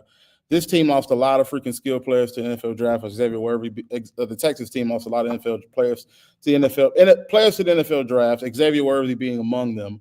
When I take that into account, our running backs, Quishon Judkins, Travion Henderson, and then having Jeremiah Smith, Emeka, I do not think they can beat us. And what I've really liked out of the Buckeyes is the fact that Chip Kelly has been calling some freaking phenomenal games the past 2 games. So when I take that into account, the momentum, senior defense that's dominating best in the country, a better quarterback, better running back, better skill players, I think we're going to win. I'm not going to think it's going to be easy because Texas has a talented-ass defense too, full of about 6-7 seniors as well. But I think this has to be our national championship to lose. All right, yeah, I don't really care who wins. It would just be funny if that's why it'd be funny. I think it's gonna be a closer game than Oregon, Ohio State last week. I think Texas will be able to find some type of, like for a team like Ohio State that plays a lot of cover one, Quinn Ewers is pretty good at dissecting that. But to go back to to Joe's point about the Texas defense, like there's gonna be opportunities for Emeka and Trayvon Henderson to really, really attack this defense. And slot wide receivers have had plenty of success against Texas this year. I think it's gonna be close. And for me, the spread is moved up to 6.5. For me, close is anything between a 10-point game. So I don't see it being a blowout, but I think we will have a close game until late. Does resident Michigan fan J.R. Bang have anything to say about this? Fuck Ohio State. Is that just shaking his head? No response to that? Fuck. Hey man, they beat us. I can't talk shit. I have nothing to say outside of when's y'all next game. So. All of us saying that shit until like, oh yeah, I'm like, that's cool. You did beat us. I can't talk shit. But in September, you all playing? I can't even be mad. Look, I hate Ohio State because of a teacher, not because of the team. I hate it because of a teacher. Fuck Miss Doger. With that being said, yeah, I think this is their national championship to lose. This is one of those things where it's not only their title to lose, but all the pressure is on Ryan Day. And when pressure is put on Ryan Day, he don't necessarily succeed. And that's my worry for Ohio State and Ohio State fans. Because when you look at Texas, they should beat Texas. When you look at Notre Dame, they should beat Notre Dame. In fact, these games, like I know it's playoff time and all of that, but in my opinion, these games shouldn't be close. Like Ohio State should beat both of these teams by at least 2 touchdowns, in my opinion. But will Ryan Day, with the pressure of this being on him, will he rise to the occasion? That's the thing that remains to be seen. That's the thing that I worry about for Ohio State fans. And Steve Sarkisian, somebody who has experience in a lot of this through Alabama and through USC, you don't want to coach like him playing with house money. And right now, he's playing with house money. He's the underdog. You don't want to coach like him being the underdog. But I think that when you look at the quarterback position, the overall skill positions, Ohio State should win this game handily. So I got Ohio State winning this one tonight by 2 touchdowns. I got them winning the national championship in the blowout. All right, man. Let's go to the NFL. That was I'm going to take that clip. I'm going to save it to my phone, put it on my IG story. But no, what Bang said is 100% true. Ryan Day's history is just so odd because this isn't even his most talented team. This is not his most talented. That was last year. Yep. Or was CJ Stroud. Like, this is not his most talented team. And we've seen him play with house money and just stink up the joint. And so I can't act like I'm not terrified. I'm fucking frightened. So much so that if they lost, I would just say, but what I do think is probably not as spoken about is I think Ryan Day's job just gets a little bit hotter if he doesn't win the entire thing. Not just beating Texas, you got to win the national title. Because remember, this isn't the first time he's been there. He's been to the CFP almost every time he's been a coach, and he's been to the national championship before. So his job just gets a little hotter. I'm not saying he's going to get fired, but his job gets a little higher if you can't do this. But that being said, I do think my prediction was 14 to 17 point win. And I think it'll be just like the other games. We get out to a 2-score lead, maybe just 10 points, and we sort of keep that 2-score lead for most of the game. Yeah, both of the coaches from tonight are gonna have the pressure because I'll say it now. The winner of this game tonight should be favored over Notre Dame and probably will be. So all the pressure is on Steve Sarkisian and Ryan Day. Oh yeah, this is the fucking Texas or Buckeye Invitational. There's no way Notre Dame is beating any of us. It's basically like the Chiefs, the Bears lucking in to get into the Super Bowl and playing Mahomes and the Chiefs. That is what Notre Dame is right now. Like this, I got homies who are Notre Dame fans. I respect them, but there's just no way that Texas would lose to Notre Dame or Ohio State would lose to Notre Dame. A team that cannot pass the ball at all. Solid running attack, but they can't. I'm not losing to Riley Leonard. That's just, you can't lose to Riley Leonard. This is why it makes Georgia's loss even more hilarious. And I think Georgia fans don't realize how shitty their team is. Like, I can't believe we lost. I'm like, y'all weren't that good to begin with. This is why they bullied them. They bullied them. Notre Dame was the clear side on that one, and they just overmanned them. And it's like, okay, Georgia fans just got to be like, yo, this isn't our year. This just wasn't our year. And then also, I think Georgia fans got too much dip on their chip, but that's Georgia fans sometimes walk around like they Bama. I'm like, relax. But they don't have know the team is at. Right. Yeah. I was gonna throw a little shot at the Falcons, but Dante, my man. I was gonna say Georgia fans don't really got a real pro team to root for, but Dante, my people, man. He got the Michael Penix edition, the draft day edition Dewey on right now. I do. And if the Bears fuck this up, you're gonna see the jersey on me too, nigga. I got you on the Nike discount. You gonna lead the Bears for Willie Beeman. That is fucked up. But let's gonna go to the NFL, man. I want to talk about this Rooney Rule trolling that the New England Patriots are doing, man. So the Patriots, as we all know, Mikey said this, I said this. I expect Mike Vrabel to be the head coach by the end of the weekend. In fact, it wouldn't shock me if we get that announcement for kickoff tomorrow. That's just how much it sounds like, unless they're wowed by Ben Johnson, which I don't think is going to happen. But as soon as they knew that was going to happen, it was, hey, who's that black that Tommy played with in Tampa? Let's call Byron Leftwich. We ain't heard his name in a coaching cycle for at least 2 years. There's Pepper Johnson. He used to play for us. Let's interview him. And the thing about the Rooney Rule that is tough to me is this. Yes, I'm glad it's in place. It needs to be in place. But it also feels like it's being made a mockery of it at the same time. But also, you can't force general managers or ownership to hire a minority candidate if they don't want to hire a minority candidate. I just feel like there's only so much you can actually do. I don't know if there's any modification, but I'm glad Aaron Glenn, when they reached out to Aaron Glenn, told him, get out of my face, because he knows what time to time. I'm not finna be your minority interview. Like, you can trick those dudes who know they're not going to get it, but not for me with the work I've been putting in. Joe, what do you feel about this, the way the Patriots move about it, and do you think it's a problem going forward with how the Rooney Rule is being treated? The thing is, with any sort of, we'll just say affirmative action-esque, there's a reason it's in place. And it's in place because you would not give black coaches, minority coaches, the benefit of the doubt without it. So we have to force you to do a righteous act. That's just the truth about it. And a lot of folks within this country seem to think, oh, you shouldn't have to do this. Marcus Freeman and his freaking, oh man, just everybody, just be a good person. That's all I care about. That sentiment is prevalent even in folks who are minorities. And then when you take it to the NFL, though I do admire the Rooney Rule, I do admire the fact that they make these organizations do this, teams still will typically hire white coaches. And that's why you have to keep the rule there. Unfortunately, tweaking the rule and tweaking the rule and tweaking the rule, somebody will find a way around it. They stack up their freaking black hires, their minority hires, and then toss them out the window. This just kind of is what it is. It won't ever be 100% solved or even majority solved until there's a culture change within that organization, within the people who own it. Until then, it's just going to keep happening.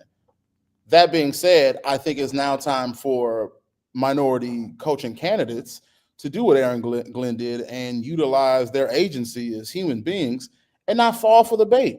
You know what I mean? Because at the end of the day, black coaches, success as black coaches, it is still a rarity in this league. It is still very few of them succeeding at that level. And so if we have to keep forcing teams to do this until it becomes a standard so much that you don't need the rule, I'm absolutely for it. But shame on the Patriots and the way they're treating this as dog shit. But also shouldn't be shocked. Look where the fucking Patriots play. That's what they do. That is a part of that region. Definitely. Bang. You think any changes need to be, or anything that they can do for people to take these candidates serious?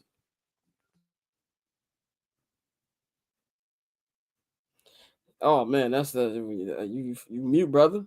Oh my God, I hit the button. Damn. Whoa, that's a fine. Whoa, that's a fine. No. Nah, I don't think it is. I hate the Rooney Rule. Like, I hate it. I hate it because of what we just saw with the New England Patriots. Like, do you hate the rule or the way they skirt around the rule? No, I hate the rule because I hate the way they skirt around it. I hate the rule because if you just go hire somebody you want, put hire it. The kufi. Like, I hate that rule because of it. I'm not saying that the rule, not saying that I think the rule should come with a draft pick. Like how you have it with, like, if somebody gets hired, I like it in that way. And it forces you to think about it. But to force somebody to interview two people, I don't like that rule. And I don't like that rule because Pep Hamilton and Byron Leftwich, who, respect to all of those dudes, both of those dudes, I met Pep Hamilton. Pep Hamilton loved Chicago. He wanted to, when I talked to him, when I was in DC, when he was coaching the then USFL team, or not the USFL team, the whatever the shit that the Rock own now. Goddamn. Is it UFL? No, what Vince McMahon used to have. Yeah, but it's not the XFL anymore. I think but it was the XFL when I was out there. He was coaching the Defenders. He said he wanted to come back to Chicago. Like, he loved it here because he used to be here before. He loved it here. That being said, you interviewed them for a fucking head coach position? You did that just to satisfy the rule. And that's why I don't like the Rooney Rule, because there's no way of guaranteeing that that's not the case. But I do love getting a compensatory pick or two if you do hire those people. So then it makes you, it kind of forces you to strategically look at some of those people and say, hey, if I like this person and I could get some picks with them, that's cool. That's why I don't like it. I think that's the way that the rules should go. With that being said, I don't think it's going to change, because if I'm an owner, if I'm a white owner, like, yo, you give me two niggas and then let's get this shit over with. Like, we got somebody on our coaching staff that we could interview. Oh, go ahead. Go bring Mike up here. Oh, Larry down there too. Let's go ahead and interview, because we know we want Mike Vrabel. The only thing that will mess up this whole situation to make this shit hilarious is if Mike Vrabel say, nah, I'm good. I want to go to the Bears. Like, that's the only thing that will really go, and we got to really rethink this Rooney Rule shit, because the Patriots embarrassed themselves. They really embarrassed themselves. But even still, look at it. It wasn't really no outcry. People upset at the fact that them two got interviews for a position that they had no chance at getting in the first place. Like, it's us having this conversation. It was a couple of small conversations about this shit, but everybody was like, well, they're doing it because they want Mike Vrabel. They're doing it for a reason. Let's just go ahead and get this out the way. J.J. Watt was on Pat McAfee yesterday, and they asked him about it. And he was like, no, I understand the spirit of the rule, but if somebody want to hire who they want, let them hire who they want. It's very rarely we get a Mike Tomlin situation. Yeah. Like, that's what they hang their hat on. Like, yo, you give somebody a chance, you never know. How many people, and somebody tell me I might forgot, I might not been looking at some shit, I might have missed the article, but outside of the Mike Tomlin situation, tell me the motherfucker who got a coaching job in the upset. Because that's what the Mike Tomlin shit did. Especially not a minority. Right. For those who don't remember, Russ Grimm was the offensive line coach for the Pittsburgh Steelers. When Bill Cowher retired, the consensus was Russ Grimm was the heir apparent. Everybody thought it was going to be Russ. Russ didn't get the job. Mike Tomlin got the job. Russ Grimm also was thought to be the favorite to get the Bears job one year. He was also favored to get the Arizona Falcons job one year. He did. I think, matter of fact, I think Russ Grimm was up for the job when Lovie Smith got the job. So tell me a black man who got a head coaching job in the upset. That's what the Rooney Rule is essentially. Gerard Mayo? No, because Gerard Mayo was promised the job the year before they put him in contract. Right. Okay, that's true. But my thing is, Mike Vrabel was available last year. Yeah, and you know, like Mike Vrabel technically was fired January 9th. So you know, a year and a day ago from today. So all Kraft did was hold up his honor his contract, which he didn't have to do in the first place. That's what that was. The Rooney Rule is, all of y'all white and Flo's black. All of y'all, Scott, you Ben Johnson because you love Ben Johnson. Dante, you Joe Brady. I'm Todd Monken. Mikey, you Brian Flores for obvious reasons. That's racist. Flows is Flows. And he come up in there and he have a plan for Caleb. He has a plan for the team. And he shuts down every question that might get thrown to him. And McCaskey, Warren, and Poles might be like, I understand that all of those people are big names. But that dude got the best plan. I'm going to hire him. That's what people hang their hat on when it comes to the Rooney Rule. That don't happen often. So I'm going to disagree vehemently, but also it's also where are you basing your satisfaction with the Rooney Rule? Is it the outcome or is it the intention behind it? For me, it's more important of the intention behind it more than anything. My thought is the Rooney Rule is what, one woman, one underrepresented minority, or whatever the term was used in the rule book. So it's just 2 extra people you have to look at during that cycle. It's not a lot. And for me, it's about forcing these white owners to look at people who are not white. And for me, when I see retorts like, I didn't hear McAfee, but if he said just allow them to hire who they want to hire, that's the same shit that they did. Well, that was J.J. Watt. J.J. Watt. J.J. Watt, I'm sorry. J.J. Watt saying, let them hire who they want to hire. It's the same retort from every single thing revolving critical race theory, DEI, any sort of inclusivity. It's the same tactic. Let them hire who they want to hire. And what that really amounts to is I, as a white person, don't want to do that. I don't want to be forced to look at other people who aren't white because I'm not going to do it. And that is enough of a reason for me to continue or to want the Rooney Rule. So you're forced. Are you going to, now in terms of outcome, if you expect it to then make an uptick in black coaches, well, then you're probably not going to get what you want out of that. But I want them to be forced to look at black people. That's really just it.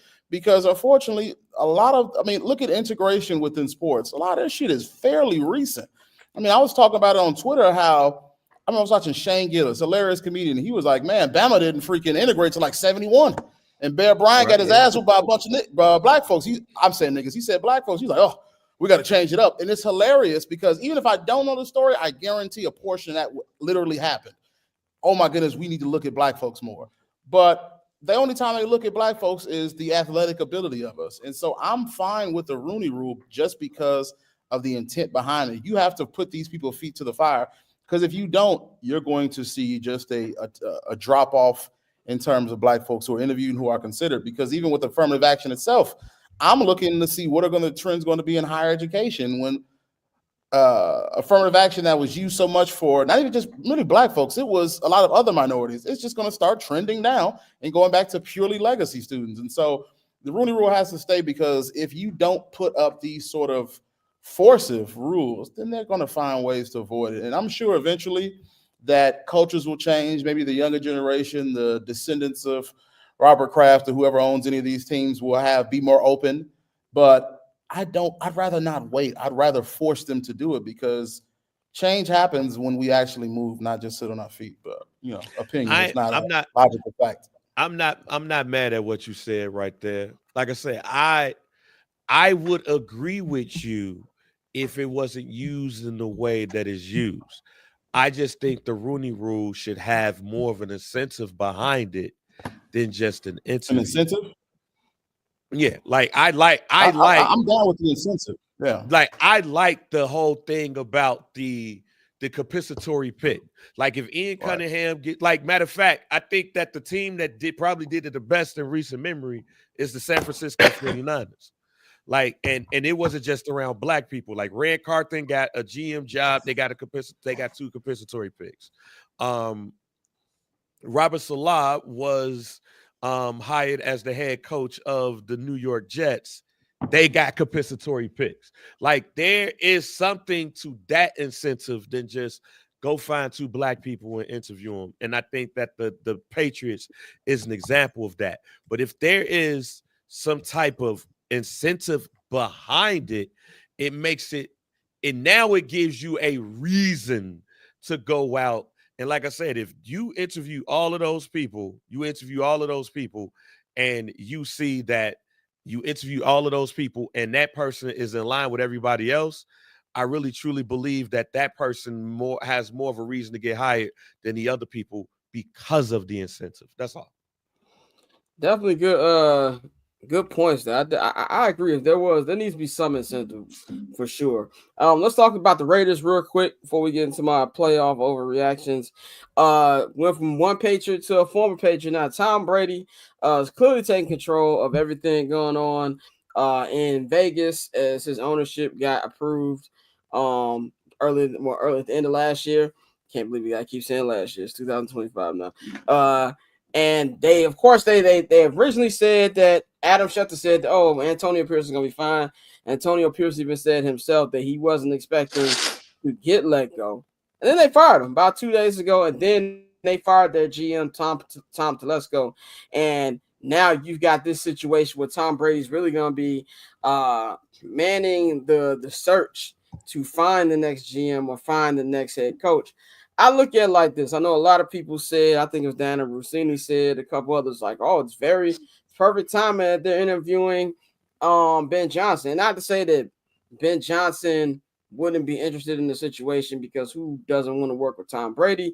A new vision and things like that would be something that you could probably sell him on. But also at the same time, I think the quarterback situation is why I'm not too high on this being a go-to spot. And then you talk about dysfunction. This team has a lot of dysfunction. Yeah, Tom Brady is taking control, but he's only a very, very small minority owner. This is still Mark Davis's show. They're looking for their third GM in just the last 3 fucking years. That's a problem. And if you look at the teams, they'd be paying their fourth coach too. So that's paying their fourth coach as well. And if you look at the draft order, they're drafting 6. And now you got 2 QB needy teams. You've got the Tennessee Titans, and now Cleveland with the news about Freaky Sean that he ruptured his Achilles again, had to have another surgery, so he's going to be out all of next year. they're 100% probably going to go quarterback. So I just don't see a way for them to be able to trade up. And if they did, it would have to be, hey, Bears fans, talking about the haul. This would really have to be a haul if you don't jump 4 or 5 spots. So that's why I don't think it's going to be as this coveted place as maybe Rossini and a couple others have actually hinted at. But I do think it's going to be interesting to see how Tom Brady's going to put this together. What's going to be their new plan? And it wouldn't shock me if after the Super Bowl, Tom Brady's like, shout out to Fox, I appreciate y'all, I'm out. That wouldn't surprise me whatsoever. Dante, what you think about the Raiders cleaning house? Is there anything, is this news to you, or expecting the Raiders to continue to be the Raiders? No, I think Tom Brady has a legit interest at that side of football. So I think it's one of the situations. I agree. I think he's going to walk away from Fox. He's going to say, yeah, the contract was nice, but I don't want to do this shit. I want to actually be involved in football in some capacity. We heard the talks about him damn near wanting to come out of retirement again. So I'm not shocked that he's took more of a hands-on approach with the Raiders. And that's the benefit of being who he is. I think he's a guy who can use his cachet to really make some things shake. And he is a guy, if anybody, similar to how I know this is, NIL in college, but the same way he made the call to the prospect who ended up flipping to Michigan. Like, he can wield his influence in those ways. Obviously, there are certain things he can't do while, as an owner, but there's a lot of things he can. And I think this is one of those situations where for the first time we have a player who is, as popular as Tom was, now taking a prominent position in the front office where it's like, hey, just come play for me. Come play with me. I know we got like John Lynch and you got other guys like that. Ozzie Newsome, they all played. But it's not Tom Brady. It's not the greatest player ever. This is, essentially like when Mike first got his team. I'm sure back in the day when it first happened, you had a lot of guys who, at least considered it like, I'll go play for Mike. But I can't sit here and say the Raiders will continue to be the old Raiders. Now, obviously, just like with the Bears, we got to see it. But given the way Tom is, a maniac when it comes to football and everything we've seen with him cleaning the house, I think he's going to try to align it to do something similar to what we saw in New England, where there's continuity top to bottom from ownership down to the coaches, and that will be reflected in the players that they bring in. So I agree. It would be a leap to go get Shedeur. Then they got to move up several spots for that. But, I mean, at the same time, with Tom there, I think you're going to see the Raiders start to definitely be more aggressive and more serious about, real team building. Bang, what's your thoughts on this? Tom Brady should just go ahead and make sure that he's the GM of the team, vice president of operations or something. While he has a small ownership stake, he's really taking control of this team.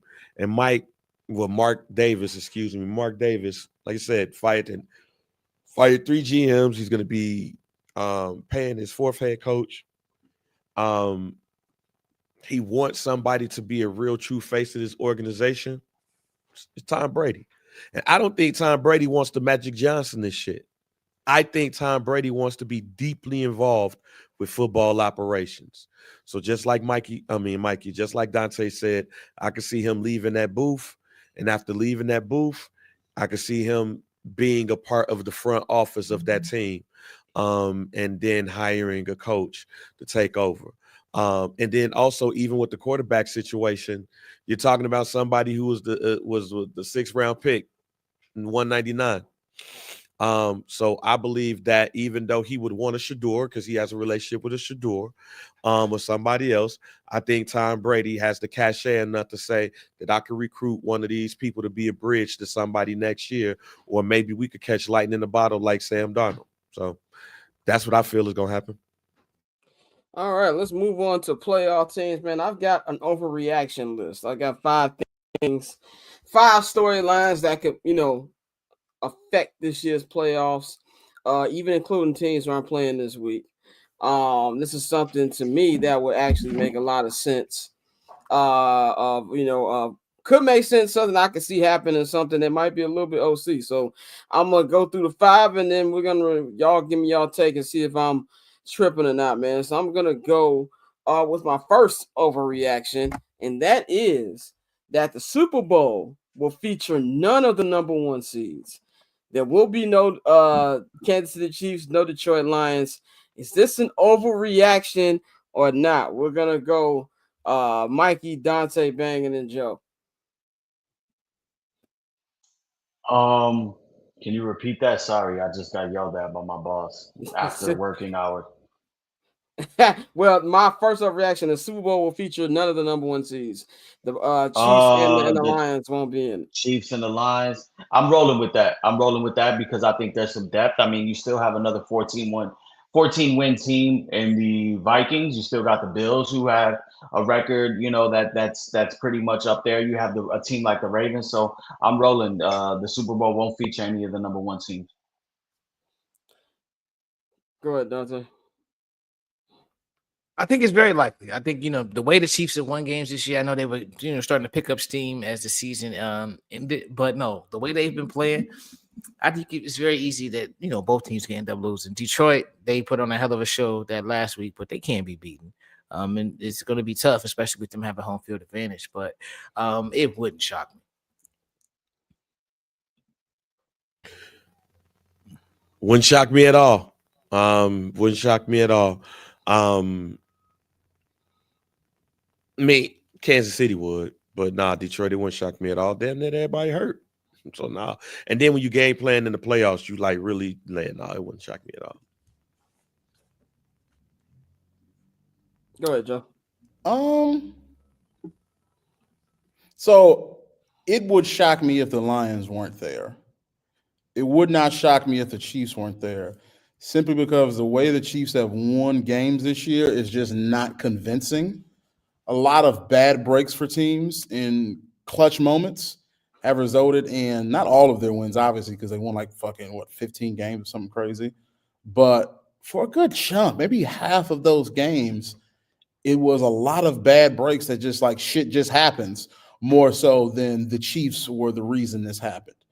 Whereas with the Lions, when I look at their entire season in perspective, the vast majority of those dubs were because they made it happen, because they were just so diverse, so fluid and efficient on offense that they got it done. And defensively, yes, they suffered a lot of setbacks.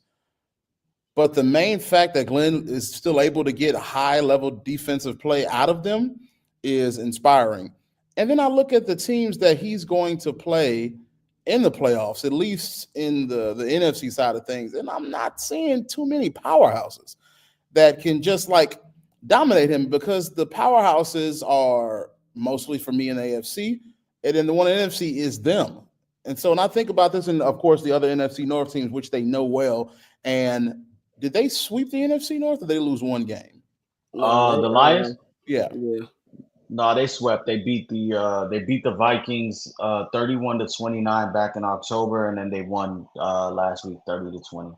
So I'm looking at that, and I see to myself a team that is the biggest competition. I guess the Eagles, of course. But with me telling you that, say the Vikings do beat the Rams, it's hard to beat a team three times in one season, especially a divisional foe. Right. What makes this different, however, is Sam Darnold is the QB. Same Darnold as Bomani Jones calls him. I really wonder if what we saw Sunday was okay, cool. He looked like shit. He was very high on a lot of his throws. He was rushing. He looked like the moment was too big for him. I wonder if it was almost a good thing for the Vikings to get that out the way in the regular season going into the playoffs. Oh, it's undeniably a good thing for him. Undeniably. You want to get that traditional Sam Darnold performance out the way, and hopefully he can then shake that off. And that's the hardest thing, is when you're a spectator, is that you don't know, is this because the Lions defense planned for him so well? Or is it a mental thing? Or is it just the end of the season that's starting to pull back because you have to focus so much on the playoffs, even though the number one seed was on the line? I don't know. I would probably lean toward he just had brain farts in the game, because it just looked like even the stuff that was there, he wasn't making it accurately. So, yeah, beating a team three times is hard, but again, this is still Sam Darnold. And now, that being said, if he does get past this, then this is a good indication that he may be taking a different step in his career, period, and not just a flash in the pan. That leads me to my next overreaction. If the Detroit Lions lose early in this, I mean, before they even make the Super Bowl, their window is closed. Might have Ben Johnson's going to be leaving. Aaron Glenn might be leaving. How can Dan Campbell bounce back from that, especially if Ben Johnson or Aaron Glenn go to the NFL, go to the Bears, go to the NFC North, and now they're taking some of their power away. Is that an overreaction? Say if they don't get it done this year, it's the NFL. Windows close quickly. You just mentioned Minnesota. If Sam Darnold's really that guy, could this be a window that's closed very, very quick? I won't say that the window will be closed very quick just off of the strength that the talent is undeniable. When you have all pro linemen, when you have somebody like Jahmyr Gibbs, you still have David Montgomery, Amon-Ra St. Brown, Sam Laporta, Jared Goff is playing his best. I think this is just going to be the year where we lean on, okay, what really is Dan Campbell's culture, and not only how he coached his players and what he did in the building, but in being able to build a staff and to have a staff grow underneath, guys like Ben Johnson. Antoine Randall is somebody that we have mentioned, before. Is he ready to go ahead and take a prominent role as a main guy, as a play caller? So I won't say that their window will close because the talent is undeniable. But it'll definitely be tough. And I think there's also the outside possibility. I know it's very hard to imagine, but there is the outside possibility that maybe one of the two guys don't go. Ben Johnson could just be a weird dude and just be like, look, I interviewed again and I'm not feeling it. The Lions go back to him, make him the highest paid offensive coordinator, and he's set there. So I wouldn't say it's 100% a guarantee that, that they lose both. But I do think that, it's gonna be a little bit tough for them, and this is gonna be where we see what type of a culture and team builder Dan Campbell is. I think there's a way higher chance of Aaron Glenn coming back. Like I told Bane weeks ago, I hear what he says. I hear what other people said, but I see no way that Ben Johnson comes back. I think he's going to be a head coach somewhere. Dante, is this overreaction? Yeah, very much so. I think that team is too talented to say that their window is closed. I understand how the NFL works, but in that same breath, you only got to get it right one time. Like, we've seen teams that have not lived up to the expectations of that season, but they have eventually gotten to the Super Bowl and won, in between the dynasties that we've seen. So I think it's very possible. So that it's very possible that even if they lose this year early, that you run it back. You may have to replace Ben Johnson, but you still have the personnel there. And to Mikey's point, I think that's true. Like I said, it's some people out there, kind of like how the defensive coordinator for the Broncos, I know he got a raw deal in Arizona, but some people are just better as coordinators. Oh, Vance Joseph had no choice with it. He got fired. Yeah, that's what I mean. He got a raw deal. That's what I'm saying. I mean, Raheem Morris got a second chance. Todd Bowles got a second chance. Yeah, so now I'm not saying that. I'm just saying, well, Ben Johnson never been a coach before. That's why. Usually people who've been coached before and they're like, oh, it just didn't work. I'm gonna stick here in this coordinator box. Well, a lot of the rumors are with Dante's boy with Cliff is that he's kind of on the Ben Johnson shit. He might not want to dip after this year. That he might be cool as a coordinator and maybe see what comes available in the future. Yeah, and that just go. He was also a head coach though. That's why the reason I see Ben not coming back is he's never been a head coach before. Like, I think he's going to at least want to give it a crack, whether it's, and I'm not saying it's going to be just with the Bears or anybody. I would be absolutely floored if he's like, you know what, I'm going to stay here in Detroit. But, Bang, is that an overreaction to you? I don't think it's an overreaction because even though they have the talent, if Ben Johnson and Aaron Glenn does leave, who replaces them on that staff? Exactly. I think like that's a team of culture. Like, that's a team of next man up. That's a team of culture. So if you have somebody that does not align with what Dan Campbell is Dan Campbell's coaching enough to bridge that gap? I am not for sure. I want to see Dan Campbell without Aaron Glenn and Ben Johnson. And we'll see that happen. So since I've not really seen that, I'm not saying that's I'm saying that is truly possible, that could happen, that they could fall off. Joe, is this overreaction? Yeah, it's a huge overreaction. I mean, look at the talent. This is still a solidly young team. So of course, the struggle will be to find a offensive and defensive coordinator because I think Ben Johnson is 99.9% gone. I don't see the virtue in staying one more year outside of you want to get the friendlier deal. But I think it's now it's ripe. You've seen several good seasons with that offense. It's time for him to go. Aaron Glenn might take longer. And so him coming back would probably be much more of a possibility. I think it's 50-50. But no, man, the talent is there. I mean, you have talent at every single position, a good offensive line. You have very good wide receivers. You have good running backs. You have a good tight end. You got a defense that could plug a few more holes, but it's still solid and still typically young. So unless someone comes in and just fucks it all up, I can't see it just going to shit. So no, I still think they're in the early days of their window. I mean, I think their window just started last year. So I still think we're in the early years of their window. Will they be as dominant without Ben Johnson? I have no clue. But Orla's right, too. Things can cause it to close very quickly. I don't think we're in that just yet, though. My next one is something that Mikey and not Mikey, but Dante and Bang kind of brought up before I brought it up. If the Steelers lose on Saturday, and we're already starting to hear some national heads even float this in the air. If the Steelers lose on Saturday, Mike Tomlin will be coaching somewhere else next year. Now, I'm not saying he's going to get fired. I think one of the two options could be true. We're going to let you find a team you want to coach with, and we're going to facilitate a trade or a mutual parting of the ways. Thank you for your 17 years here. Oh, I'm almost 20. I'm almost about 17, 18 years here. Go on and find whatever team you want to be with.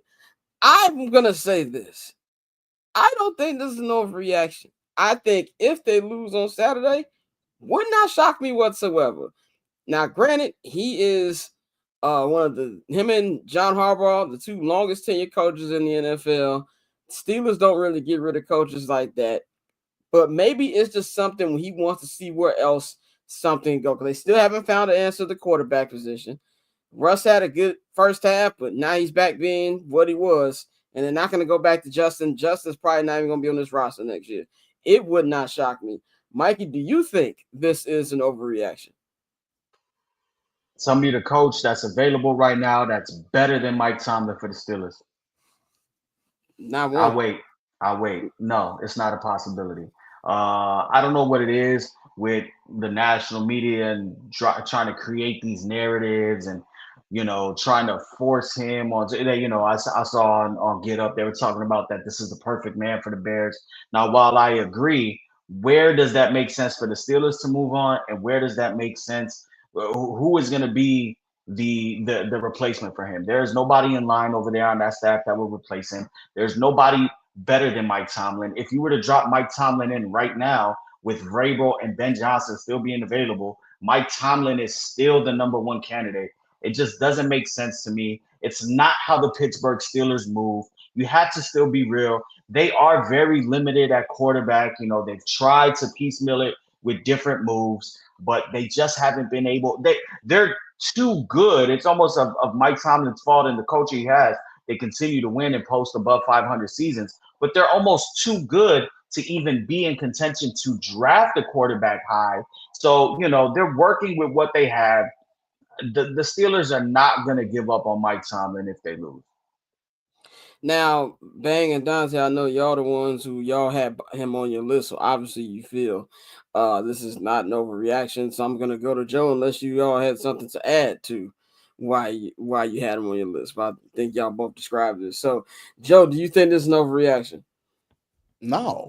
I mean, I get the organizational factor of it and the tradition behind it, but he ain't really done shit. Like, he is, I think he has the record for most seasons starting at 500 in your beginning of your coach career or something like that, but he ain't done shit with it. Early losses, some 9-win seasons, 10-win seasons, but they have not been a legitimate threat in years. And I think I realized how much that some fans are tired of it when on Twitter I mentioned that, man, he just always seems to get it done regardless. And he was like, yeah, and then does nothing else with it. A lot of fans are tired of it, and the rumblings will be another year we don't get shit done. The only really cop-out is that he has not found his quarterback since Bathroom Ben, which is understandable. but I love that name. still, you've had more than enough chance and time to do better than you do. I'm not seeing the AFC Championship run, even getting back to the Super Bowl, to make you believe he can stay. So no, I think his seat is absolutely hot, and he would be somewhere else if they don't win. All right, got two more, and then we're gonna give our picks for the games, man. My next one is we've got two rookie quarterbacks in the playoffs. We got Jaden Daniels heading to Tampa Bay, and we've got Bo Nix, or as Dante and Courtney call him, Bomani Nix, heading to Buffalo to take on Josh Allen and the Bills. Overreaction or not, we're gonna get two rookie quarterbacks winning their first playoff games in their first try. Mikey, you already said on Monday that you wouldn't be shocked if the Bills on upset alert. Do you think both of these rookie QBs can win their debut? Yeah, I've kind of come down on that one with the Broncos. Although I think their defense will be able to keep it, close. I think Josh Allen will come through, but I've shifted. The Commanders are 100% going to win against the Bucks. I do think Jaden Daniels has what it takes. If you look at the injury report, the Buccaneers are missing over like 90% of their secondary. Jordan Whitehead got into a car accident last week for kind of some reckless driving, and it actually cost him his season. So they're without a safety. And Antoine Winfield Jr.'s status is up in the air. He might not play. I just think that this Commanders team is different than what the Bucs saw week one. And I'm riding with at least one of them. I don't think both of them, but I think one of them will for sure. Dante, you think both of these rooks can bring it home? No, I think one will. I think one will, and I think it's the one we don't expect, which is Bomani. I think Bomani might actually go out there and get it done. I think he has the defense to back him up, and it's really more so of him not making mistakes. And so far this season, he's shown you he doesn't really, put them in positions to lose. So maybe it's just a little bit of leftover Josh Allen hate I got, but I think Bomani can get it done this weekend. Bang, overreaction or not, two rookie quarterbacks getting dubs this weekend. I don't think it's an overreaction because of that Broncos defense. Enough said. Joe, overreaction or not, two rookie QB wins. Oh, they're both going to lose. So, yeah, that's a super overreaction. None of them are getting a win. All right. I do. Yeah. Sorry. I was going to no, I thought you. Go ahead. Oh, yeah. No, I was just saying I don't believe in them to get it done just yet. I think they face some kind of overwhelming odds. I think I can see the Buccaneers. And who did the Broncos play? They play the Bills. Yeah, they're not going to beat the Bills. Broncos definitely not going to beat the Bills. The Buccaneers, too many veteran players who have the desire to do more are going to beat this young Commanders team. Maybe next year, but this year, no, I can't see it. All right, final overreaction. This is what we're going to do. So, the Kansas City Chiefs, who are on the bye right now, if they win, if they three-peat, first three-peat in NFL history, a lot of teams have tried to do it. The 70s, Steel Curtain, Steelers tried and failed. The 80s, Niners tried and failed. The 90s, Cowboys tried and failed. The 90s, Broncos tried and failed. The Patriots tried twice and failed.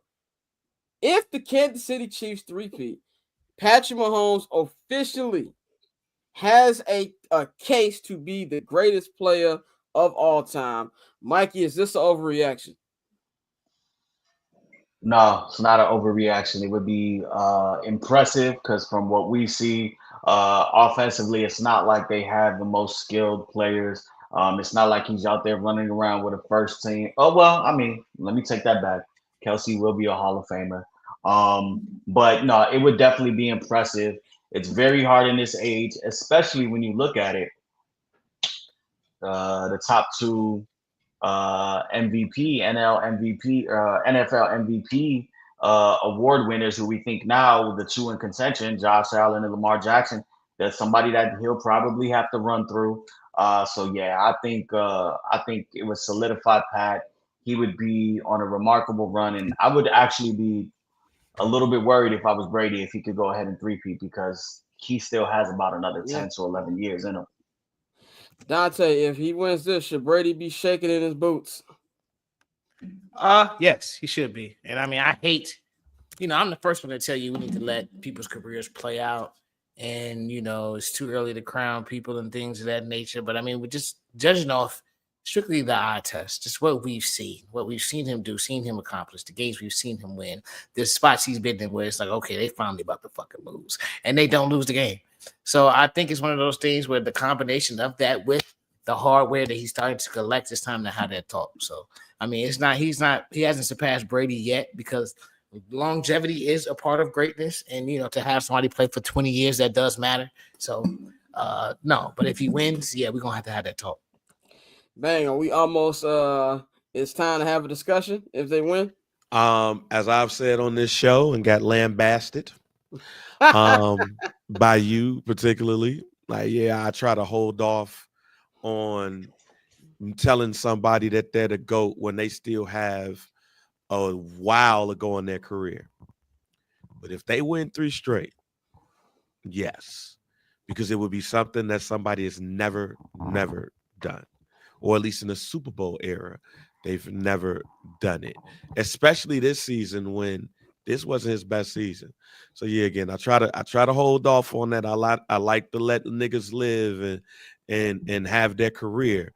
But yeah, at that point he could retire and you can have that conversation. So yeah. Joe, I see you shaking your head. Man, fuck no. Tom Brady has 7 titles. What are we talking about? It's not even remotely close yet. It's going to be an incredible feat. They could be argued as being the greatest dynasty of all time, all of that. That's great.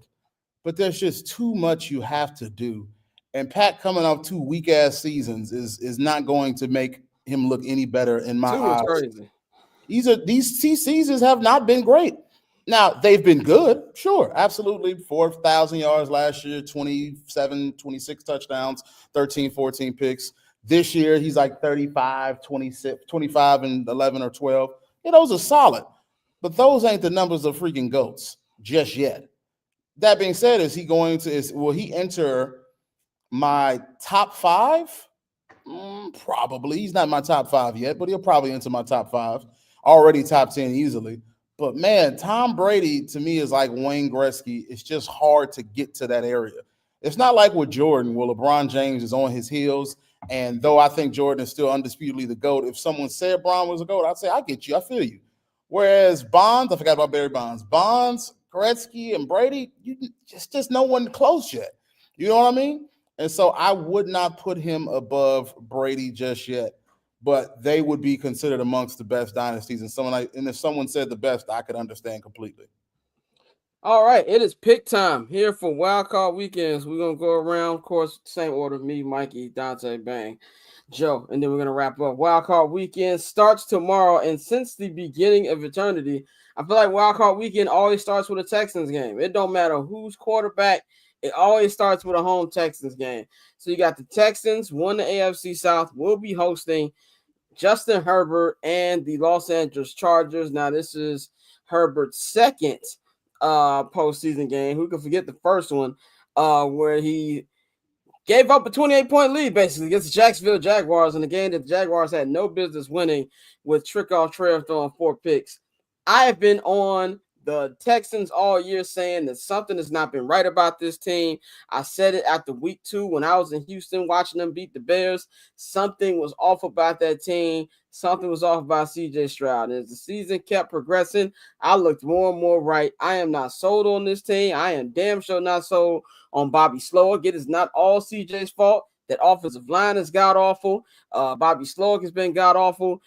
They don't have Tank Dell. And then now they don't have, and of course they don't have Stephon Diggs. It's going to be hard. I love how the Chargers are playing. I love how Jim Harbaugh's been having them bounce back. And, the offense looks good, especially with outside of Ladd McConkey. Nobody for Justin Herbert to really throw to. I'm going with the Chargers. Ladarius McConkey, my bad. I got the Chargers winning this one. I got them winning by at least 10 on Saturday, first game of the week. Mikey, how you got this one going? This is going to be a low-scoring game. I'm giving y'all a play. It's been a minute since I've given y'all a play. First half, under 20.5. I think both teams are going to struggle to score in the first half. It's going to pick up in the second half. That being said, I just trust Justin Herbert a little bit more. I trust Harbaugh a little bit more. I think they'll be able to find some success with Will Dissly, tight end, to get some receptions and move the ball. I got this being 24-21 Chargers. Charger season ticket holder Dante. I know who you're going. Tell us why you got the Chargers. I got the Chargers. I feel like it's just too much going on down there in Houston with the injuries and everything. And like you said, CJ has been up and down this season. I think everybody wanted to crown him after year one and say, "Oh, the Bears they missed on this, that, and the third, or whatever." So I think it's been more of a coming back to reality, and the injuries combined with that are why I'm going with the Chargers. The Chargers are gonna make it Jim Harbaugh type of football game, bro. He's gonna run the football. He's gonna try to, hold on to the ball, like you said. My boy Jay Herbo ain't got the receivers just yet. We still working on that. But no, I'm looking for a Chargers victory, and I'm gonna go 21-10. I think CJ struggles this game. Yeah. Go ahead, Bang. What you got? Nigga, did you sleep? Did you fall asleep, nigga? Nah. And it looked like you did. Nah. I'm just thinking about this. And I'm thinking about how all year long we was talking about CJ Stroud, this and that. And now we're talking about how he's going to be out the first round. By the way, I was never on the Crown CJ Like, train to begin with. Like, this is why I say, let's watch before we crown people, because I am also with y'all. I don't think this game is going to be close in a low-scoring affair. I believe that DeMarco will be exposed. I believe that after this game right here, he might be a coach that we think about losing his job. Yes, I think based off of where everybody thought CJ Stroud was supposed to be, it's going to be a situation where Jim Harbaugh and the Chargers are going to embarrass that team, and that man is going to be one of those coaches on the hot seat. Joe, I've heard you cuss this man out on many a Saturday. Are you rolling with your Ohio State brother CJ Stroud, or are you going with the Chargers? I will say in tough games, CJ knows how to show out. I mean, we saw that literally his last year when he played Georgia. Played out his fucking mind. If it wasn't for a bad field goal, he's going on. So I don't think he'll stick up a joint. I think he'll have a bounce back game. That being said, the efficiency in which Justin Herbert has been playing with, even if his touchdowns aren't as high as we've seen from him, what Harbaugh has got out of him is so impressive. And I think the shortcomings of the Texans and then losing a receiver is going to hurt them. I don't know if, D'Amico will be on the hot seat. I'm not sure about that. But as of right now, I got the Chargers. I probably got it like 21-24 or 24-21 rather. This next one, the real rivalry game in the NFL. I know we Bears fans, we love Bears Packers. This is a real rivalry. Ravens Steelers. It's be the third time they're meeting this year. Ravens came back from behind and won the AFC North. First time they played at Pittsburgh, went down to the wire on a fourth down. They were stopped in the end zone. The Steelers won that game. The second game was also down to the wire. A pick six by Marlon Humphrey put that game away for the Ravens, and now they're going to be going at it again. It's very tough when you have two division teams playing three times in a row. But the Steelers, I'm going with the Ravens because to me, the Ravens have finished the best out of any team not named the Chiefs and the Lions in the NFL. The defense has been much better these last couple of weeks. Lamar is just ridiculous right now. My only question mark is, does John Harbaugh get in his own way? Do they forget that they've got one of the greatest running backs of all time in their backfield, and Derrick Henry? Do they do the things they did in the AFC Championship game? And let's make Lamar beat you with his arm instead of using both. That's an issue, but I'm just so down on the Steelers offense right now. It looks so bad. For anybody who's like, Arthur Smith should be doing this, that, third. No, nigga. It does not look good. And also, Mike Tomlin's not won a playoff game in 9 years now. I'm going with the Ravens in a very close game. In fact, I think this one goes to overtime. I'm going with the Ravens. I'm going to say Not even. I don't even think it's gonna be high scoring. I'm gonna say 24-17. Maybe a little bit of old school AFC North football here. I'm gonna go with them in overtime. I'm going with the Ravens. Yeah, I'm gonna ride with the Ravens. They are 9.5 point favorites, but I will be taking the Steelers on the plus 9.5. I just think that this is gonna be a close game. No Zay Flowers. If you look back to last week, the Steelers looked terrible, but how many drops, A lot of really drops. affected that game? George Pickens, like 42 Doug said, looked like he was playing with boxing gloves on. So I think that the Ravens will win because I believe they truly do have an X factor this year in the running game in Derrick Henry. They don't really have to lean on Lamar to do everything. So give me the Steelers in this one, but give me the Ravens in this one, but the Steelers do cover the 9.5. I say the Baltimore Ravens win by 6. Yeah, I got the Ravens, and I think that offense is going to look so bad in the first half. You might get Justin Fields in the second half. They, like you said, they've been terrible. Pusheisty Pickens, for some reason, he likes to run his mouth, but he can't catch, which is fucking crazy to me. But yeah, so they really struggle. Najee Harris is cool, but like he's one of those running backs where it's like Najee Harris is the reason people say you can go get a running back anywhere because he falls into 1,000 yards, and it's like nobody's checking for Najee Harris. So I think that offense, like I said, is going to struggle to keep up with the Ravens. I don't think it's going to be a high-scoring game, but I do think at the end it's going to be probably like 24-10 Ravens. So it's going to be one of those games where it's like the Steelers never really have a shot. Yeah, I no, I don't think this game is going to be close. I think this is the game where the Ravens know they have to put foot to ass, and they're gonna beat the shit out of the Steelers. I do think we're gonna see Justin Fields in this game. When it's 35-3. Yeah. Like you talking about overtime. How? Because it's my favorite thing to say is division. Hey, you know what? I mean, considering that a couple of years ago, I almost won 10K. I lost 10K on the 13-second game with the Kansas City Chiefs and the Buffalo Bills. I might put, just because you said it, I might put money on OT or at least tied at halftime to boost up a parlay. Just because you said it. That don't mean that shit's gonna happen. Well, don't blame me if you lose, nigga. Oh no, in this case, I won't blame you. But no, this game, I don't think this game's close. I think this is like a 35-10 game. Joe, how you see this one going? I got a little closer. I got the Ravens probably winning by 3. And this is because these are teams that are in the same conference, and so they see each other enough that they know their tendencies. And it's the playoffs, and man, everything just sort of resets. I don't think the Steelers have enough to beat the Ravens. Lamar's going to be a little bit more challenged. He'll have to. He's been great with his arm, the best he's ever been in his career. But he's going to have to rely on a little bit more. But I still see the Ravens pulling it out. But the Steelers will make it closer than that. Probably like the Ravens will carry a 10-point lead for most of the game. They score a touchdown, get it close. Ravens get the ball back, keep it, and never give it back. That type of win feels like it's coming to me. All right, next game. I know this is a game that a lot of people are like, well, what can Bo Nix do? Bo Mighty Nix making his playoff debut. Unfortunately for him, he's running into the Bills, man. And I'm very high on the Bills, as y'all know. Josh Allen guy over here. I think he's going to get jumped. And I believe that the Broncos defense will make it competitive for about a half.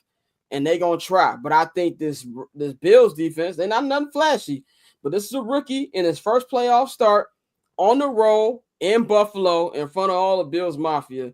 I think they're going to put that boy through a couple of them Bills Mafia tables.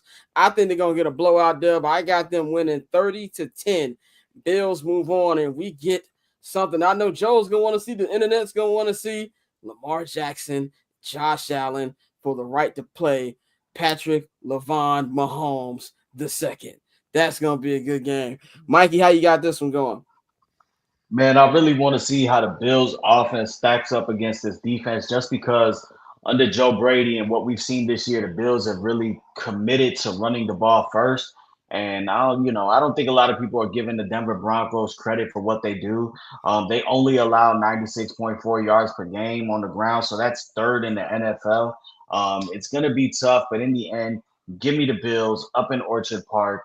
26-17. Dante, how you got it? 17-14, Bomani Knicks. That is how it's gonna happen. That's what's gonna happen. 17-14, Bomani Knicks. I think Sean Payton is gonna put together a game plan and again controls the clock, and Bo is not gonna make the mistakes that cost them to lose the game that a lot of rookies make. I know we saw Scott Flows. I see your face. I know we saw him tweak it off to cut it. Okay. But I think in this game, we're going to see Bo under control, and they really, like I said, it's going to be a possession game. I think 17-14 Denver. Damn. Right, man. I won't do it in a parlay, but I'll do it here. I'm picking the Broncos defensively. I think defensively, this team will confuse Josh, and he will cough up that ball a couple of times. I think this is a possession game as well. Like I think this is whoever wins time of possession more than likely wins this game. And I think that the defense is going to put the ball in Bo Nix's hands more often than not. Pause. And I think that we're going to get an upset, but I won't do it in a parlay though. No, hell no. Bo Nix finna get picked off like twice. I don't think he's ready for these lights yet. He ain't never seen these lights yet. He surely ain't seen them fucking lights in college. He's in a new field. You're dealing with a team, his opponent that has been here before. They're hungrier, though they've lost some players. They're ready to go. That experience is going to lead them to a dub. My best guess is this probably like 31-14. Ooh. Yeah, that's probably close. I'm with you. I think that'll be the closest it'll be. Right. Let's go to Sunday. Oh, what's still on Sunday? But this next game, Eagles, Packers. Of course, the Eagles are the number 2 seed in the Eastern Conference, not Eastern Conference, NFC. See, I'm already switching to NBA mode, not Eastern Conference. NFC. Jalen Hurts has been out for a month, but he has practiced all week. He's out of concussion protocol. There's been some injuries. AJ Brown's dealing with injuries. Devonta Smith is dealing with injuries. It's been a couple weeks since Saquon plays. Since they haven't played last week, have a chance to break the record. This is going to be an interesting game to me. Also, by the way, Christian Watson is out with a torn ACL. Jordan Love practicing full all week, so he's going to be good to go. This is going to be an interesting game to go. By the way, of course, I'm obviously taking the Eagles because fuck Green Bay. But this is going to be an interesting game. I think it's going to be closer than it needs to be because the Eagles they start slow in the first half offensively throughout the entire season.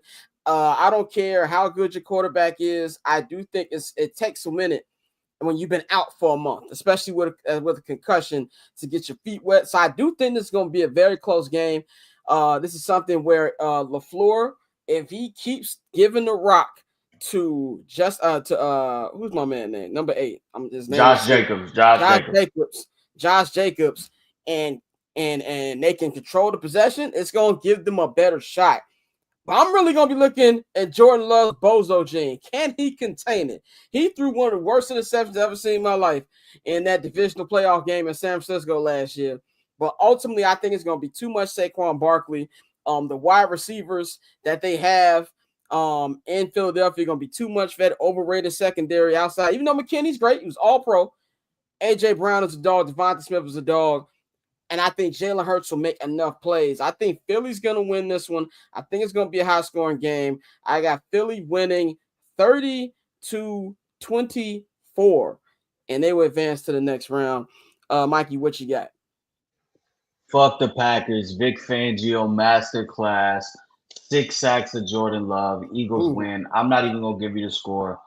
Eagles win. I like that. I hate to break it to y'all, but Jalen Hurts can't fucking see straight right now. So all that AJ Brown, all that shit. Who can they quarterback throw the ball? I'm going with the Packers. I'm going 21-17 Green Bay. I think he'll get a lot of Saquon because Jalen coming back off concussion protocol. I don't think he's going to be ready. So I think this is one of the high seeds that we see get knocked off early. And I'm going with Green Bay. Bang. Why? Why would y'all do that? Why would y'all pick? Why would you pick the dude that's gonna need Tommy John surgery? Like, and I'm dead serious. I got a feeling that man gonna fuck around and need Tommy John surgery. Jordan Love. Yeah. I just don't see it, man. I don't care who's the quarterback for the Eagles. The Eagles is gonna win. Joe, how you got this one going? I hate to break it to y'all. Oh, Packers finna smoke the Eagles, dog. And it's not even about the fact that Jalen Hurts can't see straight right now coming out of concussion protocol. It's also that he's not a good quarterback. And he's going to throw some nasty-ass BLTs. I see a pick six coming. You're going to see some frustrated wide receivers on the sideline when Jalen Hurts ain't getting them BLTs off. Jordan Love probably going to throw a couple picks. That's who he is. But it's going to be enough to flip the tide in their favor. They probably win by 2 scores, 10 points. It hurts me to say it, but I know who the Eagles are, and they're not that guy. If we have 3 NFC North teams in the final NFC 4, I'm going to jump off something. I'm 100% going to jump off something. And then my tweet of enjoy Philadelphia, you bitch-ass niggas, it's not going to age well, and Packer Twitter is going to find it. So I hope that doesn't happen. Next one, Bucks Commanders. This is the nightcap on Sunday. This one will be in Tampa Bay. Look, man, I'm a big Baker guy. Big Baker guy. Baker mania, I'm with him. But like you just said, Mikey, that secondary is beat up. Antoine Winfield Jr., a.k.a. Derwin Ding Dong Davis, is always hurt. He's always hurt when it comes to the playoffs. I feel like I ain't seen him play a playoff game since Brady was there. And I just feel there's something about this Commander team. Every time they play, I'm the when you hate the nigga that they love meme. Every time the Commanders play, you're gonna have it's gonna be a close game. You're gonna get a Jaden Daniels game-winning drive. I see it in my sleep. I don't want that to be the case because we're gonna continue to hit a narrative. But that's what's going to happen. They're going to win. The Commandos are going to win. They're going to beat the Buccaneers, and then you're going to get another division matchup as they will be playing Philly for the 3rd time. Give me Commanders. I'm going 31-28 Commandos. I like that. I like that. If you look at the board, this is the game with the highest total. It's at 50.5.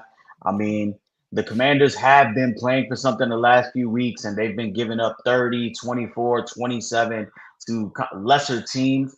But I do think that this is a different team than week 1. I think Jaden Daniels has learned from his week 1 mistakes on the road. It is tough. It is very tough for rookies in the playoffs. It's even tougher when they go on the road. Baker Mayfield has been lighting it up, but I do think Jaden Daniels and the Commanders find a way. I think Terry McLaurin has a big game. Give me the Commanders. I like that. I like that score, 31-28, 31-27. Baker Mayfield. I'm going with Baker Mayfield. Like you said, he's really been lighting it up. I've been impressed simply because, so many people wrote him off and we expected him to just fade off into the sunset, and he came in, after everything Tom Brady did in Tampa, and he's continued it with back-to-back division championships, taking them to the playoffs. And I'm with you. I think rookie quarterbacks, they struggle. I already said, but Mindy's gonna get the dub. I think Jaden is not going to get the dub. I think he's gonna have a solid game, and even though the point total is high, I do think it will be a close game. So I'm gonna go 24. When I'm gonna go, no. I'm going to go 31-24 Buccaneers. Bang, are your DC family going to be hitting you up this weekend? Yeah, fuck them. 40-34. 40? 40-34 Buccaneers. This is going to be a high-scoring game. Take the over. Ain't going to be no defense in this bitch. We talking about parlays. Put McMillan in your parlay, 2 touchdowns. I like that. Yeah, put him in that, 2 touchdowns. He's been, if you've been watching the Bucks for the last couple of games, I think he's scored in like 4 or 5 consecutive games, I believe, or at least Yeah, like 4 less 5. especially because their tight end Kate Otten has been hurt for a Yep. little bit. He will be playing, but McMillan has been getting busy. I fuck with Rome, but man, the other Washington wide receivers been getting off. The other wide receivers have been getting off. But yeah, 40-34 Bucks. Joe, what you got? So yeah, I do not have faith in Jaden Daniels and the Commanders to do it at this stage. A lot of what I saw from Jaden Daniels this year, a lot of people were impressed. I thought I was more so impressed by the play calling of the Commanders, the way they are utilizing a scheme, whether it's bootlegs, crossing routes to get their players open. All of that sort of shuts down in the playoffs. The playoffs is when you got to really get it out the mud, where your quarterback either has to stay in the pocket, let it rip, or he has to get out that pocket and make a play. We know Jaden Daniels can get out the pocket and make a play. He does that very well. But is he going to be able to sit in that pocket, read those defenses, get in rhythm? And even though the Buccaneers aren't some good defense, they're very banged up, they're still full of veteran players who know what they're doing. I don't see much defense happening in it. I see plenty of high-scoring games. You'll probably get a couple passing from Jaden, a rushing as well. But I think Big Baker and the Buccaneers are going to pull it out. I'm going to assume that the Buccaneers get out to a wide lead and sort of keep that lead. I won't say wide, but 2-score lead and keep that lead. My final score will be 38-24 Buccaneers. All right, final game of the weekend, even though this is on a Monday. Rams and Vikings. Rams won the NFC West. Vikings screwed the pooch in that final game of the season and dropped them down in the 5th seed. This game will not be played at SoFi Stadium due to the air quality in Los Angeles right now. So this will be played at their ops stadium, that's State Farm Stadium over there in Glendale, Arizona, home of the Arizona Cardinals. It was not like the Rams had that big of a home field advantage or SoFi anyway. I do expect Rams fans to still be in the house, especially with everything going on in LA. I'm pretty sure they're gonna want to leave the city for a while and enjoy a game. Vikings fans are gonna be there too. So I think this is gonna be. I don't think it's gonna change much from the home field advantage thing. Vikings, Sam Darnold, same Darnold as Bomani Jones called him. He gotta show me. I'm sorry. What I saw last week was. Will the real Sam Darnold please stand up? That's what it looked like to me. And the Vikings, as much as we talk about the Bears, the Vikings are kind of like the opposite. They always have good regular seasons and do nothing in the playoffs. I'm talking about back to Randy Moss, Dante Culpepper days. So them niggas got to win a playoff game before I pick them. I love McVay. Sean McVay is my favorite coach in the NFL, not named Mike Tomlin. Matthew Stafford has had this, revolution ever since he got to Los Angeles. Cooper Kupp, Puka Nacua been playing well. That defense is playing well. Jared Verse having a rookie of the year type season. Who can forget about their running game also with Williams? I'm going with the Rams. I think it's going to be a very close game, but give me the Rams 28-24. They will move on, and they're going to head to Detroit. We're going to have that storyline of Matthew Stafford getting another crack at his former team. Give me the Rams. Yeah, all week I've been on the Rams. Obviously, it's unfortunate what's going on in the West Coast and the California area, and I know a lot of the players have been affected by it and their families. So I wonder, where their head is at right now. I mean, I think yesterday there was a fire that broke out directly behind one of their facilities. So they had to kind of cut practice early. So there's a lot of stuff going on there, but I do think we get a spirited effort from the Rams. And not to mention, this is a team that did beat the Vikings earlier this season. Matthew Stafford against the blitz, which we know Brian Flores loves to do, has been one of the best quarterbacks this season against the blitz. He's got a QBR of 103.4 against the blitz.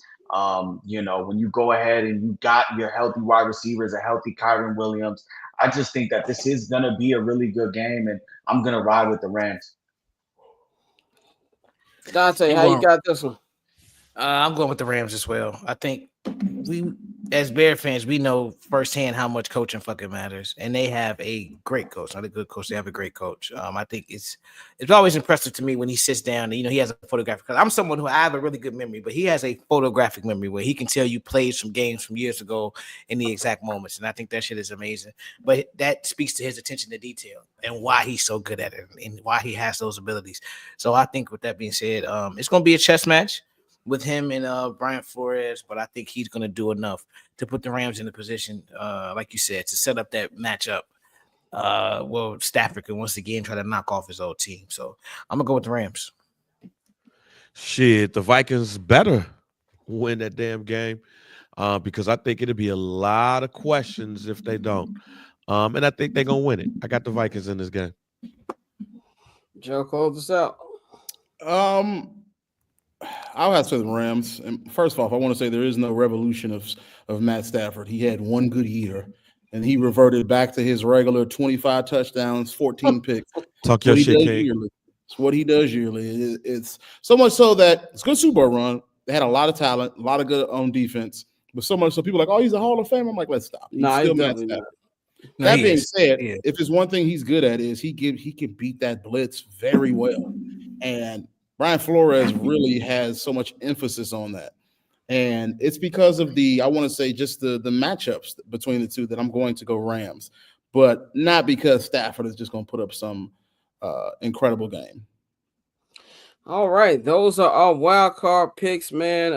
Shout out to Joe for joining us. Y'all enjoy y'all weekend. We about to kick off this Ohio State game, man. Horns fucking down. Let's go Bucks. We're gonna recap Stick that thumb out. Stick that thumb out and commit to it.